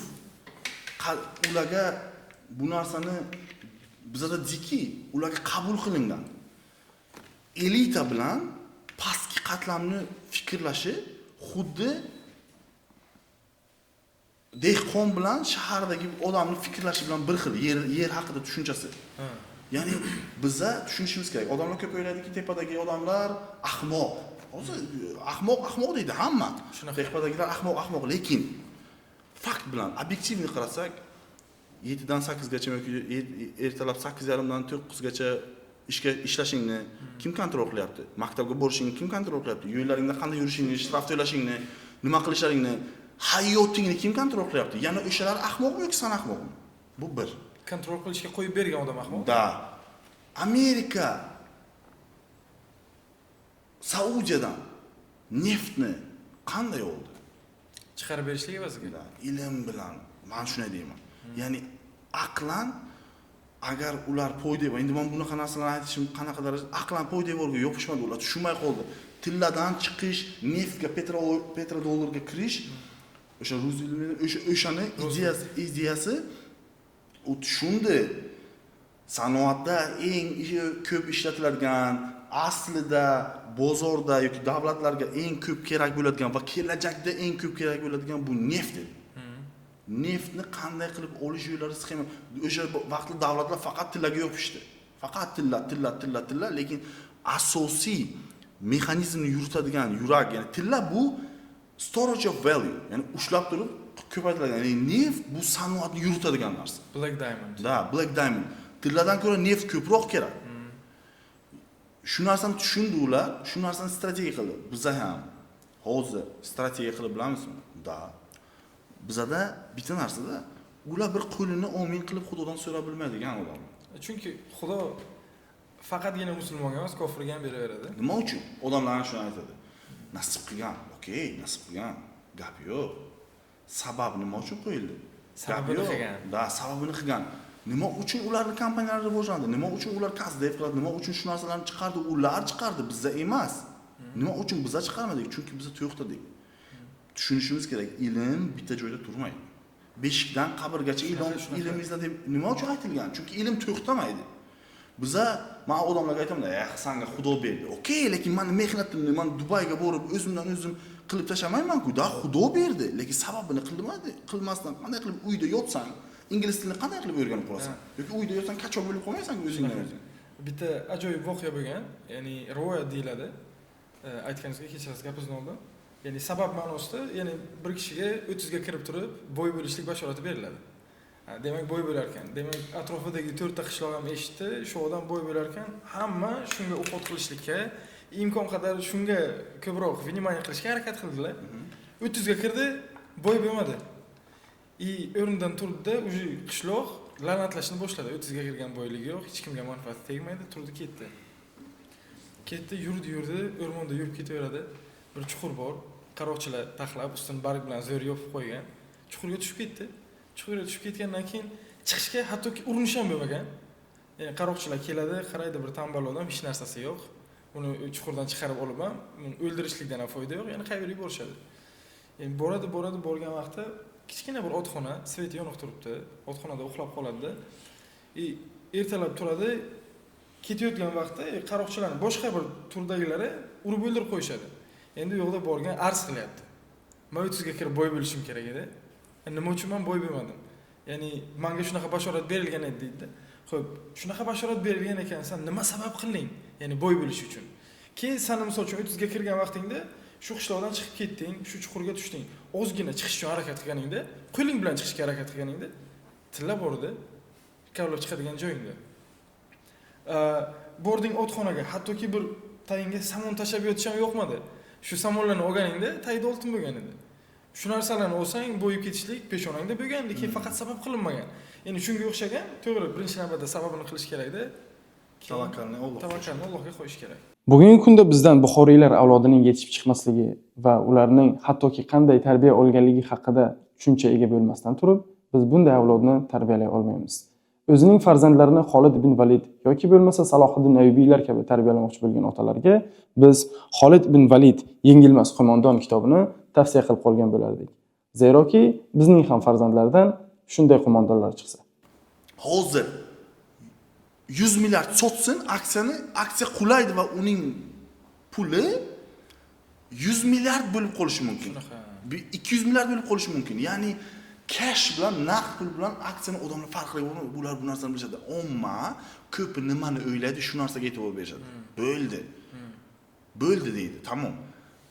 Odamlar o'ylaydi, 600 milliard pul degani 600 milliard puli bor deb o'ylaydi. Yo'q, bu puzeru, do'stim, puzer deydi. То есть shunaqa qilib aldashyaptiki, Amerikani gegemonga olib chiqishdi. Даже Elon Musk ham, Jeff Bezos ham, Meta Zuckerberg ham, bular hammasi xuddi production aktyor. Xuddi PDD'lar, xuddi Justin Bieberni qanday olib chiqishdi, producer qo'shiqchini olib chiqadi. Qo'shiqchini 50% pulini oladi. Shunaqa. Ya'ni pul tiqqani uchun, uni mashhur qilgani uchun. Amerika bu narsani siyosiy tarafda ishlatib bildi. Aytdiki, American Dream qilish uchun sami katta biznesmenlar bizdan chiqish kerak. Va ular nima qilishdi? Media qahramonlari. Siz meni ko'zimga tushib qoldingiz. Aytaman. Nimangiz bor? Menda Facebook degan narsa bor. Ishoning Facebookda tiqilib yotgan o'sha vaqt. Endi qarang. Sizni grow qilish uchun, o'stirish uchun nima kerak? Pul kerak. Pul pichat qiladigan apparat menda-ku. Sizga aytsam, siz biznes quryapsiz, siz o'ylaysiz, mana bu xodimga pul berishim kerak, bunga pul berishim kerak, bunga pul berishim kerak, bunga pul berishim kerak. Hammasini o'ylaysiz-ku. Sizga resurs pulni kontrol qilishni o'ylaysiz. Agar sizga aytsam, puldan muammo yo'q do'stim. Любой narsani eng zo'rini qil desa. Advertisementmi, expertsmi, hamma sanda desa. Qanaqa rivojlanib ketasiz? Amerika xuddi shunaqa qilib Amazonni rivojlantirdi, Google hammasiga bespashadniy pul berilgan bular. Ya'ni bizlar bitta narsani tushunishimiz kerak. Masalan, bizlar bilmaydigan Palantir bor kontrolga. Bularni orqasida bespashadniy pul tiqadigan tizim turibdi. Bu narsani tushunish kerak. Ya'ni biz uchun u biznes yoki tovar, ular uchun bu qurol. Ular bu uchun bu kontrol qurol, ya'ni pulni sarflashni yo'li, print qilayotgan, pichoq qilayotgan pulni qayergadir tiqib sarflash kerak-ku, build qilish kerak-ku, aksiyalar, kompaniyalar. Pulni sarf qil tamom, o'sha uchun aytaman. Bizda hali beri korporatsiyalar qo'ldan chiqib ketadigan tizimni yarata olmaymiz. Amerika biladi bu narsani. Amerika Yaqin Sharqni, Dubayni, Saudiyani, keyingi Yevropa bo'layotganini ko'rib turgandi va Trump biznes tarafdan Eronni urushdan oldin bilgan, u yerdagi Yaqin Sharqdagi bazalarga ataka bo'ladi, o'sha uchun u yerdan askarlarni chiqardi oldinroq. Eronni ursa, Eron yo'qda kutilmagan hodisalar bo'ladi, bu xudo biladi, hammasini pashaga qilib bo'lmaydi, lekin sel Dubaydan bizga ta'sir qilgan narsa shunday bo'ladi. Dubaydan investitsiyani to'xtatib qolish edi. Massiv investitsiya qilayotgan. Yevropa ko'chib kelayotganda shu kanal Shunaqa. Dubayga u bildi, to'xtatamiz dedi bu yo'qni. Ya'ni chunki Amerikaga chiqib sizlar masalan ko'rasizlar-ku, chiqyapti financial minister chiqib aytayaptiki, Amerikada election deyapti, building. Уже bu narsalar ta'sir qiladi. Biladi Amerika powerni qayerib olmasligi kerak. Lekin biz menimcha biz 4-fazada, kollapsning 4-fazasida Amerika ham любой buyuk imperiya qulaydi. Lekin period uzoqlashadi, chunki xatolarni o'rganib chiqadi ular. Tim bolli yahudiylar. Green.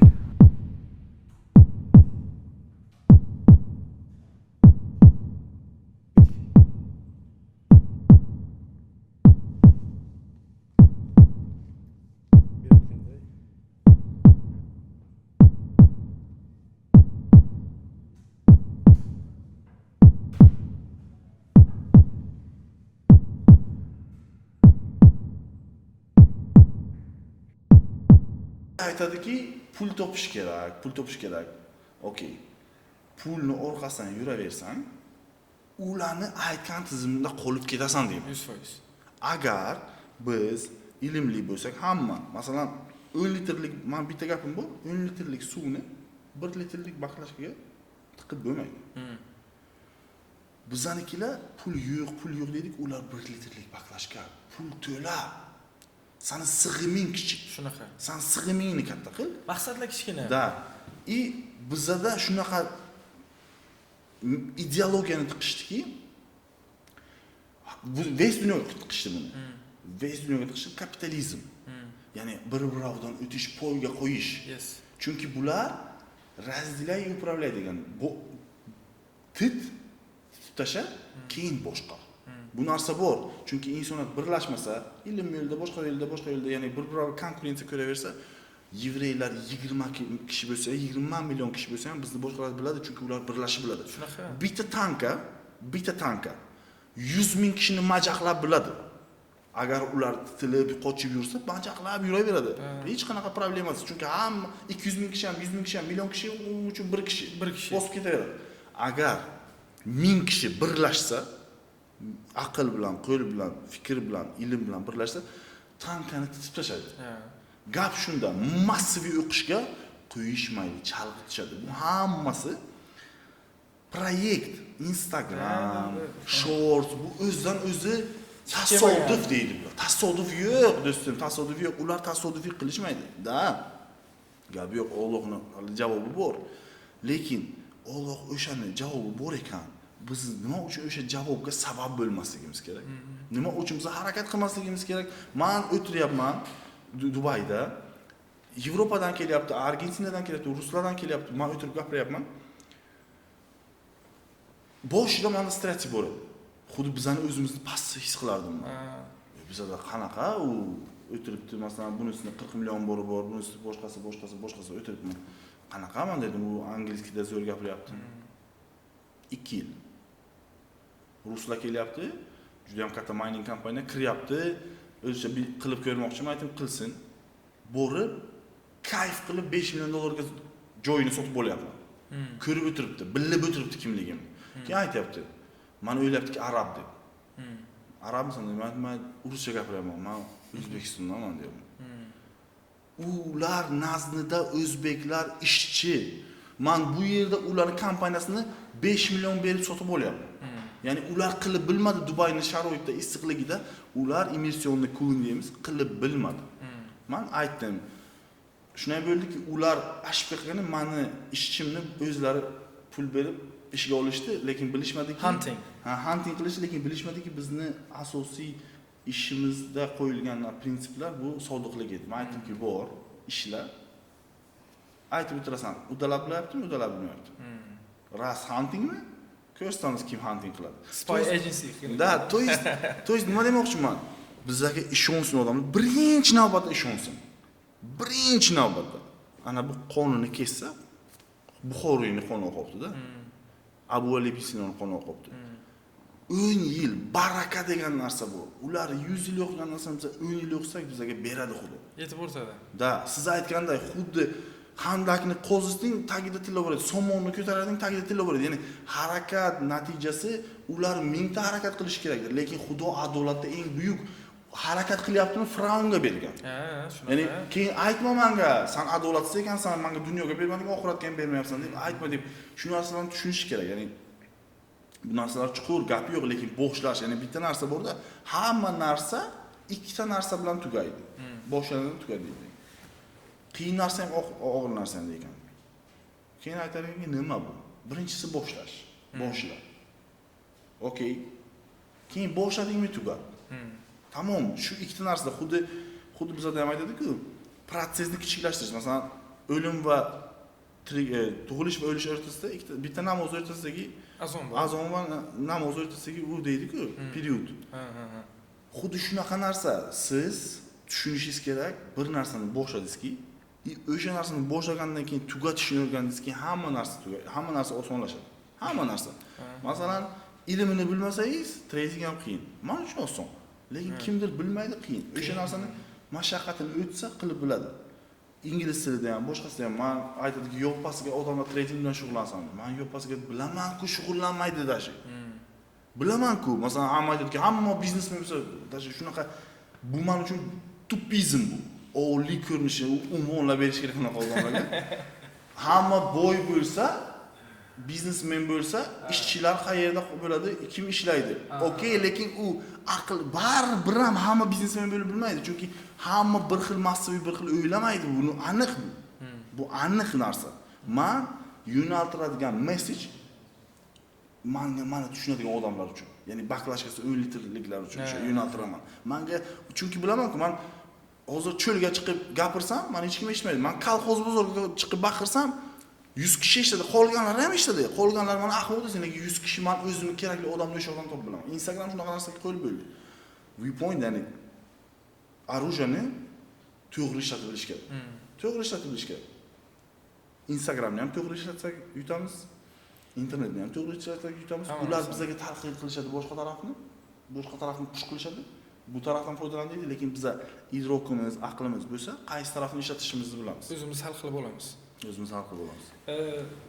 Instagramda yana bitta profilingiz bor, Abdurahmon Jadid.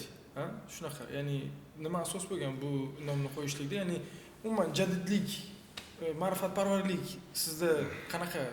Qarang. Buni tushunchasi qanaqa sizda? Qarang. Jadid so'zini o'zi ma'nosi bu yangilikni targ'ib qilish, yangilikni olib kelish degan ma'noni beradi. Uyg'otishga undash. Uyg'otish. Bitta narsa. Meni chiqib gapirdim, o'sha treyderlarni gapirdim, ular meni jalba qilishgan, o'zlaricha xodlar qilishdi, boshqa qilishdi. Men bunaqa umuman xod qilmadim. Ya'ni bir kishi bitta bizga bir narsa bor-ku, bir kishi senga qo'pol qilib aytganda nomardlik qilsa, sen ham nomardlik qil deydi-ku. Bir shartlar qilsa, yo'q. Bunaqa emas. Nomardlikka nomard odamga nomardlik qildingizki, siz ham undan farqingiz qolmaydi. Ana bu ham nomard deydi. Men ular meni Instagramni blok qilishdi, men bitta zaявкani bermadim Instagramni blok qilishiga. Ular boshqa blogerlarni yo'llashdi, men bilan urushishdi, men birta bloger ham yo'llamadim. Vaholanki qo'limdan keladi, lekin men Xudoga tavakkal qildim. Men aytdim, ular sabablarga yopishsin, men Xudoga, haqqa yopishaman. Haq o'zi to'g'rilaydi. Axir oqibat nima bo'ldi? Hammasi ham shunday chiqdi. Yo'qolib ketdi. Yo'qoldi.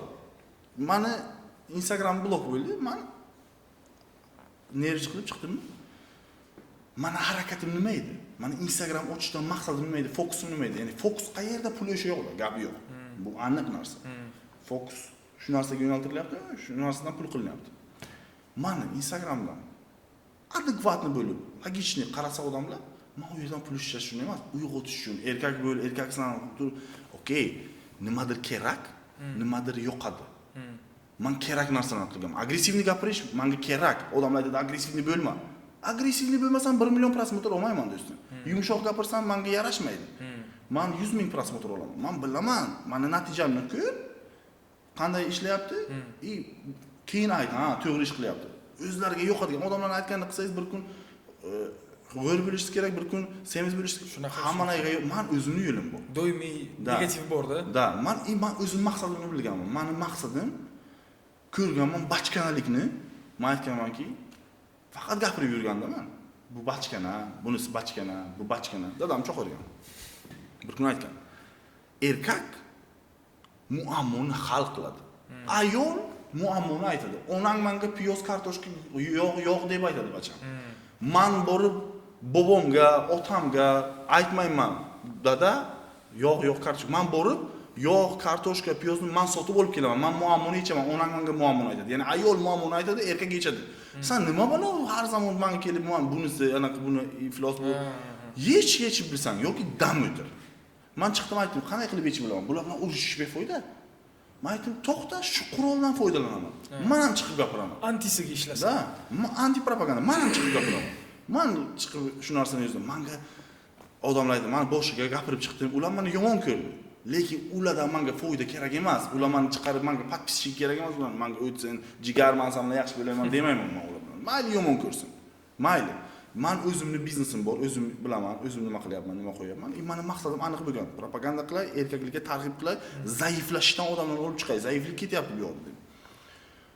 Olib chiqdim, bu narsa blok bo'lgandan keyin aytdimki, men jadidman, chunki men yangi ilm, o'sha trading, bitcoin, menday bu yoqda ochiqni aytaman. O'zbekistonni hali ko'rmaganman, manaqa massiviy sohada ishlayotganini ko'rmaganman. Ya'ni hammaning o'quv kursi bor, lekin kompaniyasi yo'q. Mana hozir Pilning loyiham bor, bemalol internetdan ko'rib chiqishlaringiz mumkin, yo'q, asoschilarda bor. Pilning loyihasi 400 million dollar kapitalizatsiya chiqqan. O'zbekistonda bironta loyiha yo'qki, hatto 100 million dollarga chiqqan. Yo'q. Biz 400 million dollar, biz mировой уровеньga 20-o'ringa chiqqanmiz-da. AI agents cards ishlab chiqardik. Crypto miners, largest company in mining, o'sha GGCdagi eng katta kompaniyalardan biri bo'lgan. Qozog'istonda boshqasi. Ya'ni meni kompaniyalarim bor, meni o'zimning yo'nalishim bor. Meni o'zimni masalan kurs sotib, masalan mashina olgan emasman. Da, mashinam ko'rinadi. Siz masalan qanaqa mashina haydaysiz? Men Malibu. Malibu haydaysiz, ha? Nima uchun Malibu haydaysiz? Nima uchun Spark emas? Komfort uchun, o'zingiz uchun, to'g'rimi? Men ham Cadillac haydayman. Gap yo'q. Men ham komfort uchun o'zimga pasvolat qilib bilaman. Ya'ni Cadillac haydagandan keyin Cadillac ko'rinib qoladi-da, ha? Endi u yoshirib yurmaysiz-ku. Endi ular ana mashinani ko'rsatsan boshqa deydi kommentariyaga. Ko'rinadi-da, nima qilay? Men chiqib, ana bugun do'stim, senga Cadillac oldim deb ko'rsatmayman. Haydab yuribman o'zimning kayfim uchun. Xuddi shunaqa narsa, to'g'ri, meni o'zimning biznesimdan kelayotgan narsani logichni odam qarab biladi, qilib bilyapman o'zimning ishimni. O'zimning proofim bor. Stol ustida men любой narsani ko'rsatib bilaman, любой narsani qo'yib bilganman. Bo'ldi. Men aytganim o'sha uchun. Men bu ilm targ'ibot qilyapmanmi? Men uddaladim, qilib biladi odamlar. Men ko'chani changitib, siz taniganmisiz mana? Sport zalida yurganman. Shunaqa. Men qilib bildim. Mendan aqllilar ko'p yo'q. Men shunga hayron qolganman-da, sportdan trading sohasiga. O'tib ketilgan. Menda bitta sabab, men sportga ham borayotgandim-ku. Men o'sha professional rekordim 2-0 bo'lgan. Men ikkita yutganman. Juda katta ошибкам. Men juda ham ko'p razli sportni yaxshi ko'rardim. Rukabashniga ham chiqqan, boksga ham, muay thayga ham, MMA ga ham chiqqanman. Travma olib qo'ygandan keyin уже menda shu chekinish bo'lgan. Bu chekinish ham yomonlikka bo'lmagan. Shunaqa gaplashib qolganimizda aytishgan, что bu narsa yaxshi emas insonning sog'ligi uchun aftidan urish yoki basharasidan urish yaxshi emas, boshqa. To есть keyin tushungaman. To есть nimaki bo'lgan hayotimda yaxshilik uchun bo'lgan. Ya'ni aytayapman-ku, самый главный mendan oladigan insayt odamlarning bitta bo'lsin. Xudoga tavakkal qilish. Men shunday eshikni ochganku, men u yoqda nima bor? Ukamlarga aytaman, o'zimning ukam bor. Tillo. Tillo. Birga ishlaganmiz vaqtda. Ha, Tillo men ukam. aytaman-da. Uka qanday keldim, sen ko'rgansan hammasi. Shunga qara, bitta narsani ko'rasan. Xudoga tavakkal qil, tamom. Men любой joyga kirib ketaverganman. Bismillah deganman, tamom. Любой. Masalan, bittasi bilan o'tiribmiz, prezident bilan uchrashuv bo'ladi, boshqa dedi. Soqolingizni oling, uchrashasiz, yo'q dedim. Men aytdim, nasib qilgan bo'lsa uchrashamiz dedim. Bittasi uchrashar ekan. Endi meni uchrashtirib biladigan odamlar, uchrashtiraman deb uchrashtiraman, siz tadbirkor, boshqa shunaqa investitsiyalar qilyapsiz, uchrashtiramiz. Bitta bolani endi uchrashtiramiz deyishyapti. Qo'llari qaltirab, nerv qilyapti-da. Men aytayapmanki, "Sen, normal holat bu. Agar sen o'zingni tutib bilmasang, ya'ni podshohda, endi baribir podshohni oldi. Bunaqa hayajonlanma. Chunki agar tetik odamni ko'rsa, u kishi ham oldida Maza qilib yuboradi. maza qilib yuboradi. Men masalan ochig'ini aytaman, adekvatni tushunadigan aqli ilmi bor odamday aytaman, prezident ko'p ish qilyapti. Realni ko'p ish qilyapti-da. Sahl ibn Sa'ddan rivoyat qilinadi. Agar bu dunyo Alloh huzurida chivinning bir qanotichalik qiymatga ega bo'lganda, Alloh kofirlarga hatto bir qultum suv ham bermagan bo'lar edi. Bugungi kundagi ko'pchilikning asosiy muammolaridan biri shuki, o'zining biznesiga islomni olib kira olishmayapti va hattoki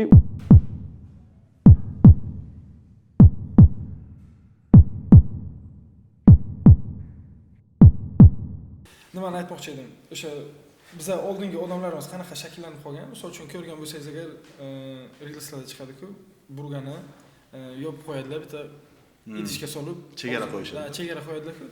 Bizning odamlarimizni ongida ham xuddi shunaqa chegara bor. Ya'ni qanaqa o'sish bo'lyapti, nima qilish bo'lyapti, bu narsani ko'rish yo'q, faqat o'sha chegaradan turib faqat gapirish bor. Endi nima qilyapti? Bu odam kelganda hozirgi aytganimizga o'xshab, u o'ziga o'sha odamdan foyda olib bilmaydi yoki o'zini aytganlari haqiqatan ham shunaqa yengillik bilan ro'yobga chiqib qolmaydi. Lekin kim aybdor bo'ladi? Prezident aybdor bo'ladi. Da, absolut insoniyat o'zi aybdor qilishga o'rganmagan. Aybni boshqaga to'nkash eng oson. Eng yaxshi ish. Eng yaxshi ish deydi ular. O'sha uchun mana bor, agar inson dunyoni o'zgartirmoqchi bo'lsa, aybni boshqalardan emas, o'zidan o'zgartirishni boshlasin. O'zi o'zgarsin. Menga ham Buxoro ko'chadagi insonga ham Buxoro hammaga bir xil. Bir xil narsani ikki xil ko'rish bor. Qaysi tarafdan qarayapsiz? Masalan, shu narsaga shu tarafdan qarasangiz, bu kichik bir liniya. Bu yoqdan qarasangiz, o'sha yassilik.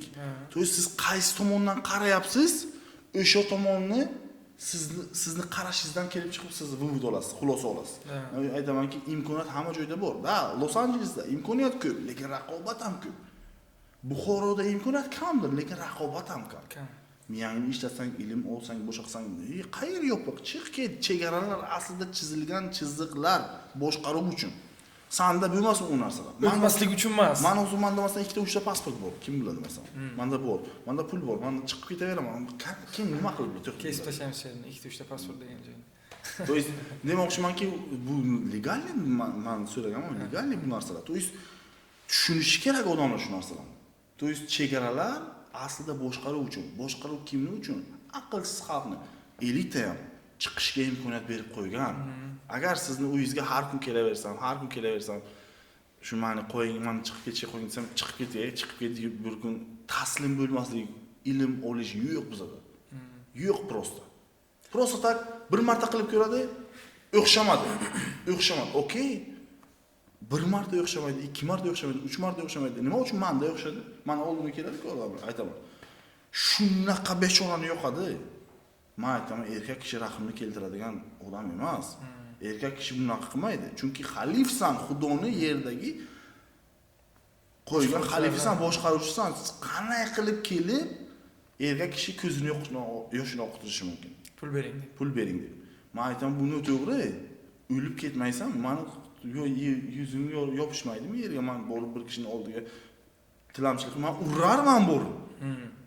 Lekin men qilmayman bu ishni. To есть sen shu darajaga keldingmi-da? To есть men shunday deb o'ylayman. To есть bizlarnikilar kelib aytadi-ku, men aytamanki, men uddaladim-ku, men harakat qildim-ku, men borib Dubayda skamenkalarga yotdim-ku, onamni bag'aliga yotmadim-ku, men PUBG o'ynamadim, Counter Strike o'ynadim. Bizga ham yo'qmasdimi? Yo'qardi menga ham Counter Strike o'ynash.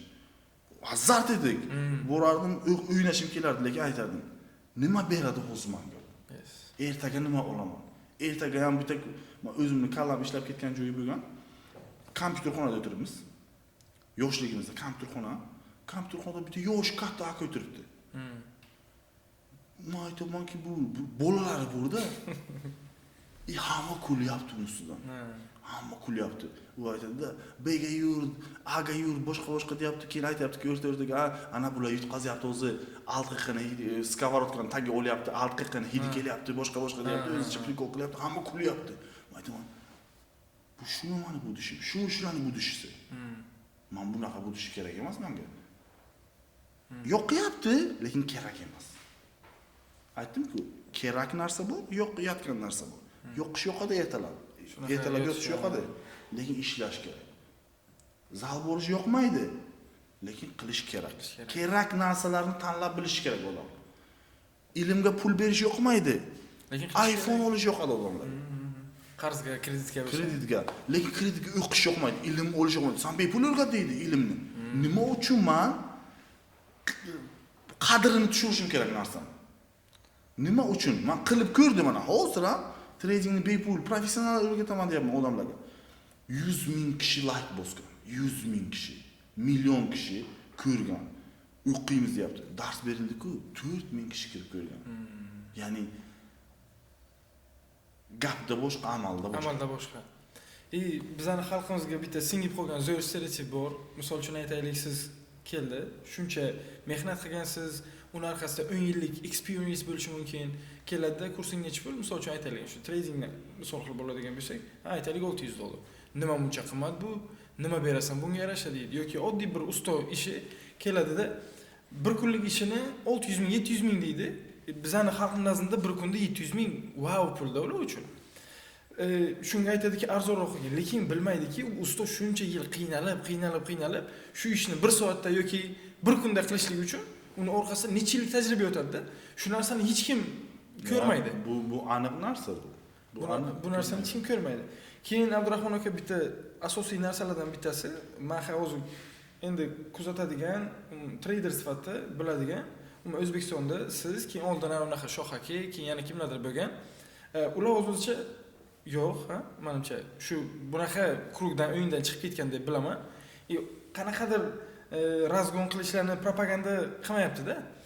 Lekin shunaqangi blogerlar ko'payib ketganki, fahsh, konkretni erkaklikni umuman erkak sifatdan olib tashlashlik, yoshlarni umuman yo'nalishdan o'zgartirib yuborishlik, bu narsalar ham propaganda bo'ladi. Endi bu narsalarga qanaqa yechim qilsa bo'ladi? O'sha uchun men jostki agressivni yo'lni tanlaganman. Hammasiga gapirganman-da. Agar ko'rib chiqsangiz, masalan, nomigacha aytganman.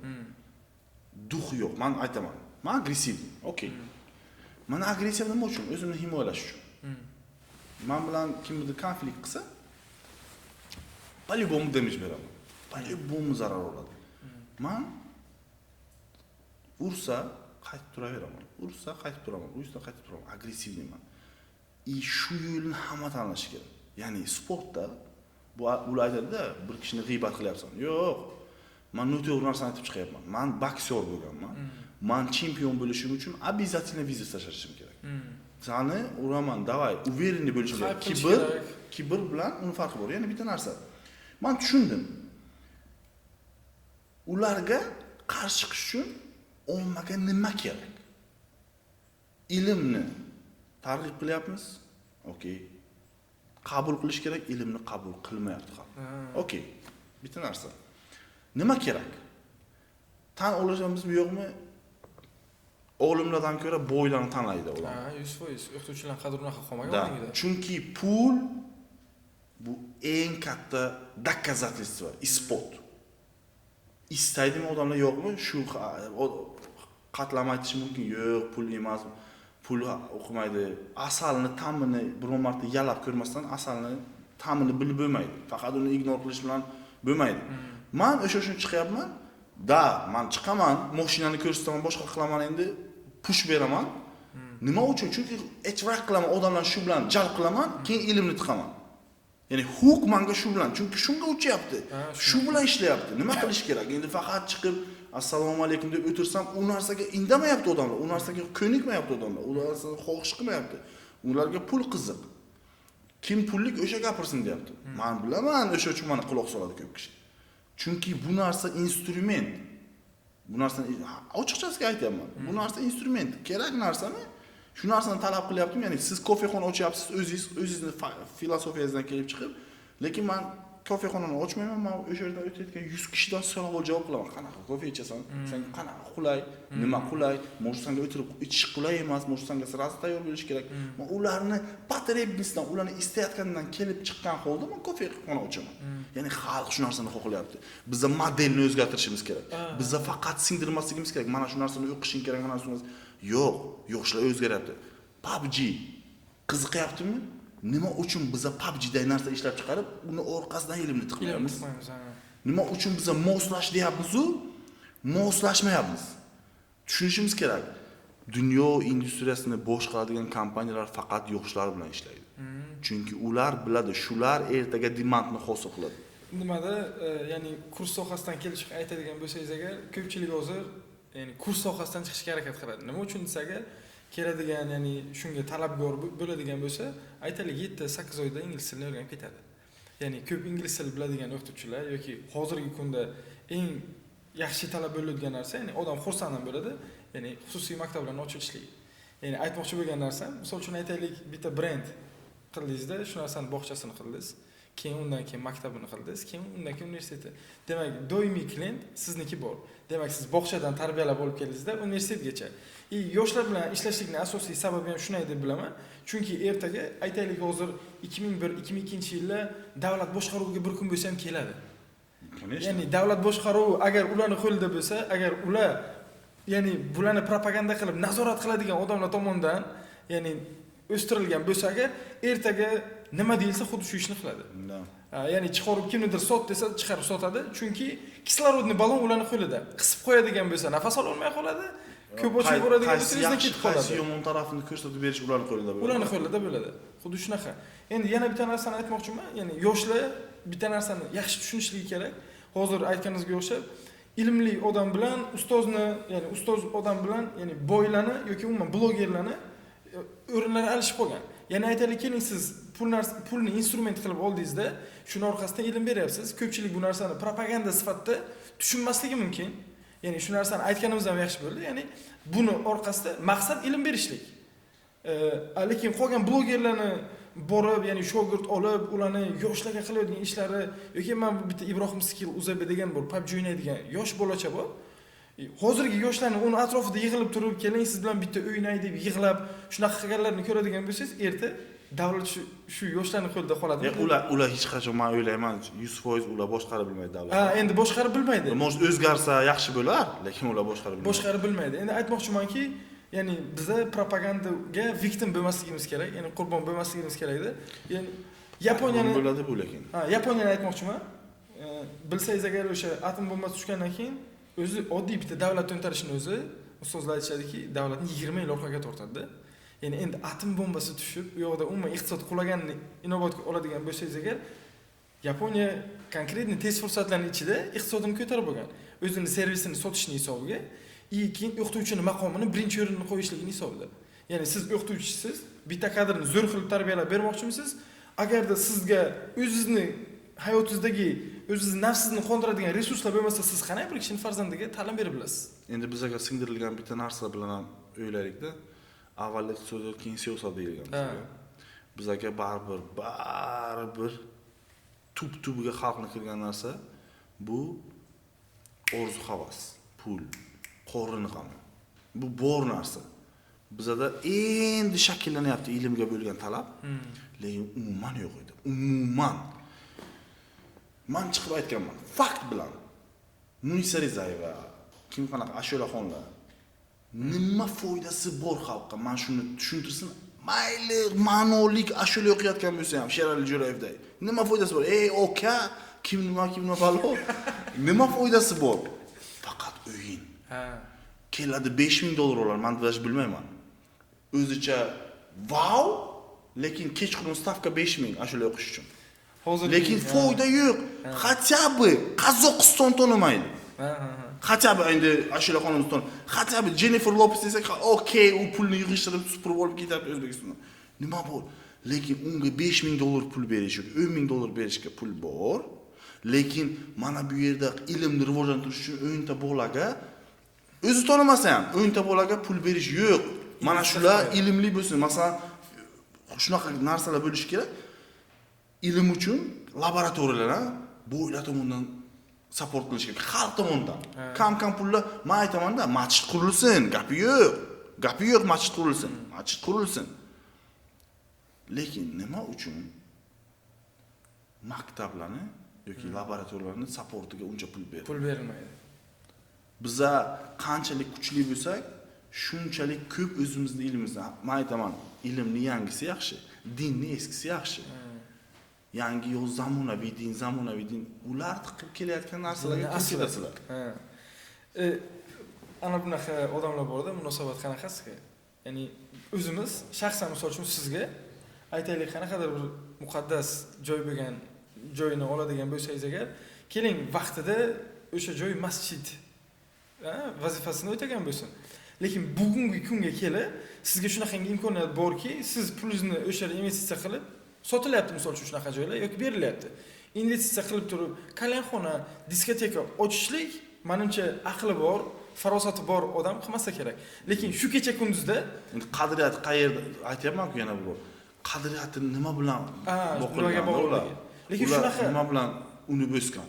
Odamlar bor, odam afsuslanadigan joyi bor. Eski shaharga borib qaraydigan bo'lsangiz, qadimiy masjidlar bor-da, lekin kalyanxona qilingan.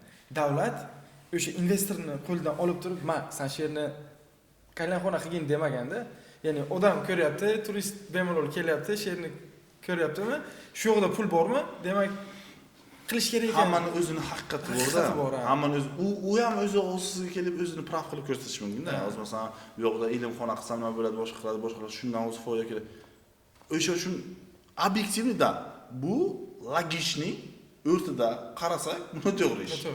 Noto'g'ri ish. Lekin aytayman-ku, agar biza hammani 7 milliard odam-ku, 7 milliardni qarash bor, agar mana ustozim bor, menga aytgan. Qanday, masalan, men o'zim niyatim milliarder bo'lish. Milliarddan hammasini polностью endi planim bor, sarflash bitta narsaga. I know about your plan. Kitob yozmoqchiman. From zero to billion. O'sha billiondan keyin from zero triangle qilib qilmoqchiman. O'sha narsaga tushuntirmoqchiman, bo'lganman. Qanday qilib millioner bo'lish kerak? Ustozdan so'radim. Ustoz aytibdi. Bitta narsani tushun. Senga основной source bu odamlar. Endi bitta narsa. 5 ta mushukni ol yoki 10 ta mushukni ol. Koptokni ber qo'liga, ip bilan erilgan koptokni keyin bir-biriga uzatsin. Shunday qilginki, 10 ta mushuk bir-biriga uzatib, o'sha bitta qutiga tashasin. Qilib bilasanmi? Qiyin-ku deyapman bu narsa. Qiyin. Qanday qilib o'rgataman? O'rgatsa bo'ladimi? Bo'ladi. Sirka o'rgatishadimi? O'rgatishadi. Bo'lar ekan. O'shani qilsam, keyin senga aytaman. Qanday qilib bo'ladi uni deyapman. Endi tushun. U hayvon uni o'rgatib bo'ladi. Odamlarni shunday qilishchi. Sen insonlar bilan ishlaysan. Biznes qiyin emas, insonlar bilan ishlash qiyin. Chunki inson hayvon emas, unda emotsiya bor, uyi bor, problemasi bor, bolasi bor, chaqasi bor, boshqa xayoli bor, настроенияsi bor, настроенияsi yo'q. Ana shunaqa. Odamlar agar siz hammani o'zingizga qarata olaman desangiz, bu xato. Moslashish kerak. Gibki bo'lib bilishingiz kerak. Siz suvday bo'lishingiz kerak, любой formani olib bilishingiz kerak, ha? Любой formani olib bilishingiz kerak. O'shani qabul qilish darajasidan kelib chiqib, siz yondashingiz kerak. U boshqacha tushunyapti o'sha narsani. Siz birinchi hamla emas, muomala bilan kirish kerak. Unga shunday qilib ko'rsatish kerakki, u tushunsin o'zi xato qilayotganini. Qachonki siz aytasiz-ku, insonda shunaqa narsa bor, block position. U hech qachon qabul qilmaydi, chunki o'zini xatoligini bilsa, shuncha xato qilib yurganini biladi-ku, nafs qabul qilmaydi. O'sha uchun 7 milliard odamning 7 milliard dunyo qarash bor. 7 milliard kim moslashib bilsa, o'sha bunisi bilan bunday, bunisi bilan bunday, bunisi bilan bunday moslashib bilib va o'zini asosini yo'qotmasa, bo'ldi. Men biznesmenlarga kiraman-ku. Shuna kiraman. Endi Yevropada men katta baloda kiraman, gavdalikman. Kirganimda aytadi-da, bu biznesmen emas, bu sportsmen. Men shunaqa muomala qilib gapiraman, lekin bilinib o'tiradi asosi, hozir meni nervim chiqsa, tashlayman. Ha, lekin shunaqa tutaman, aytadiki, miya, mышление, men o'zim personal psychology, social psychology ni o'qiganman. Omma psixologiyasi, shaxs psixologiyasi shakllantiradi. Shaxs psixologiyasini shakllantirish boshqa, omma psixologiyasini shakllantirish boshqa. Shaxs baribir ommadan kelib chiqib fikrlaydi-da. Kelasiz-ku, u meni ko'radi, uni baybat, asosim bu, lekin o'zim boshqacha gapiryapman. Muloyimlik bilan gapiryapman. Aytadiki, "Mashallah, deydi, shunaqa gavdat bilan turib, menga aytgan, shunaqa turib o'zini o'zgartirib bilibdi. Biznesga kirib, shunaqa yaxshi gaplashib bo'ladan chiqyapti." Shunaqa model, finansiy model qilganda biz asset management kompaniyalarga, finans management kompaniyalarga biz model berardik. Biz miningni mana bunaqa 10 million dollarga qilsang, 5 million dollarga qilsang, mana shuncha 1 yilga, 3 yilga, 4 yilga planlar qilib berardik. Qanday qilib kelyapsan sen deydi. То есть ajdod qilmagan, u qanaqadir ochkilik, botanikni ajdod qilganda u yerda finansni kirishni. То есть hamma narsa возможно demoqchiman-da. То есть o'sha narsaga fit qilib, ya'ni o'sha narsa kirib bilish kerak odam. Hamma narsaga tushunish kerak. O'sha bolalar ikkita bolalarni ko'rganman, kalyapon ochgan. Ularning dunyo qarashi boshqacha. Ularda sizga bo'lgan ota-ona yoki sizga bo'lgan ustozlar yo'q ular. Ular busiz o'sdi. Ular busiz undi. Qadriyatsiz undi. Meni masalan shunaqa bo'lib o'tishimga sabab otam. Ota-ona. Chunki otam shunaqa bo'lganman. Derski bo'lgan gapirgan hozir men nima bo'lsam, qanday bo'lsam o'shani gapiraman. Xalqqa chiqib. Chunki bu narsani suvni idishga qo'ygan sababchilar bor-da. O'sha suvni to'ksangiz, kolaga kola to'kiladi, fandaniki fanda to'kiladi. Olmasaga olma tushadi. Olmasaga olma tushadi. O'sha uchun harakat qilish kerak. Mana bu Instagram yaxshi narsa bo'ldi. Hamma harakat qilish kerak, chiqib gapirib. Men 200 kishi ko'ryapti, 100 kishi ko'ryapti. 100 kishini bitta joyga yig'qani, yig'ib bilasan. Yo'q. Gapiraver. Natija bo'ladi. Da, men gapirardi boshqa odamlar. O'zing nima deyapsan, boshqa. Keyin dalq ko'radi-ku, men qilgan narsalarni ko'radi-ku, og'iz yopiladi. Blogerlaring deyman, u chiranib video qo'yish kerak buncha narsani qilish uchun. Men prosta blogerlik qilyapman. Siz shuncha ishi bor, nima deydi? Shuncha biznesi bor odam Instagramga video qo'yib o'tirmaydi. Ahmoq Elon Musk video qo'yib o'tiribdi, post qilib o'tiribdi. Ishi yo'q-da. Men chunki tizim qilganman. Men umuman agar ishlasam, nima uchun kerak menga biznes qilish? Men sistema quraman. Pulim oftobda o'tiradi, men o'zim soyada o'tiraman. Sen oftobda o'tirasan, pul soyada o'tiradi. Men mazza qilib o'tiraman. Teskarisini qilaman. Vaqtim bor meni, o'tiraman. Menga agar mana shu narsani qilishim kerakmi? CEO qo'yaman, menejer qo'yaman, bunisi qiladi. Men prosta decision makerman. O'sha qarorlarni qabul qilib o'tiradigan odamman. Menda vaqt bor. Men shuncha odam ishlaydi, pul oladi. Men prosta manage qilganim uchun pul olaman. Ya'ni boshqarib o'tirganim uchun pul olaman, topaman. Shu narsani tushunmaydi odamlar. Nima uchun post qo'yib o'tirasan? Men aytamanki, shu narsa yetib borsin odamlarga. Shaxsiy любит tishini, boshqa. Okey, men ham kayf qilib uyga yotsam bo'ladi. Lekin men missiyam bor. Может, 40 ga 50 ga kirganimda bunaqa qilib bilmasdim. Hozir yoshman, men tushunyapman missiyam borligini. Bola eng to'g'ri qarorlarni qachon qabul qiladi va bu narsani jamiyat qachon qaror qabul qilmaydi bilasizmi? Bu o'smirlik davri. O'smir bola to'g'ri narsalarni o'ylaydi. Aytadi, "Dada, boshimni egmayman, o'qimayman, yo'q, o'qishing kerak, o'qilishing kerak" deb yo'naltiradi-ku ota-onalar.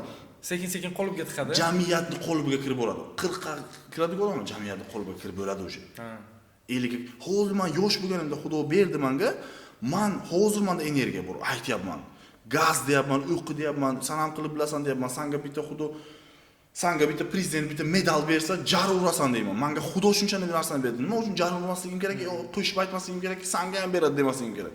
Men 40 ga kirganimda meni jamiyat shu qoliplarga tiqardi, lekin o'zim men tiqib bilmayaptimi. Men chiqib aytishim kerak. Tizim oylikka ishlama demayman. Lekin tushun, sen o'zingni qadringni bil. Kiring.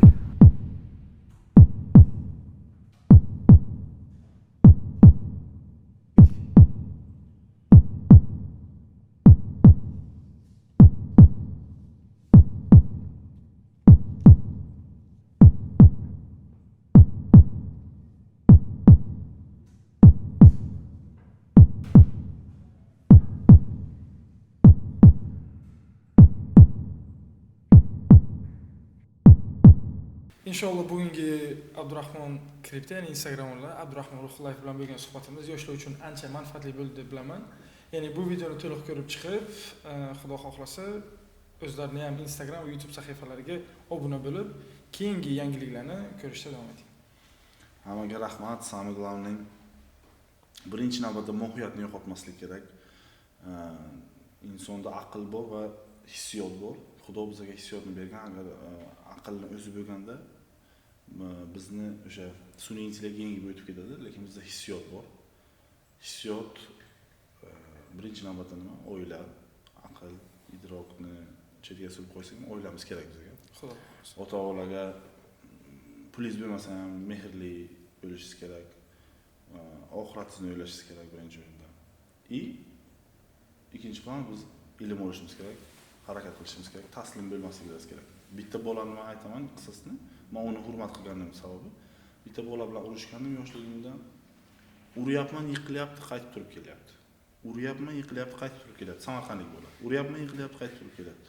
Bir 4 marta shunaqa qilgandan keyin majbur qilgan meni bo'ldi deyishga, hurmat qilishga. To есть o'sha uchun hayot ham xuddi shunday. Taslim bo'lmasalaringiz, yo'q, mana shu narsa menga kerak deb bo'lib o'tirsangiz, bir kishining uyiga tagiga borib har kun so'rasangiz beradi-ku, Xudo odam emas, odam beradi.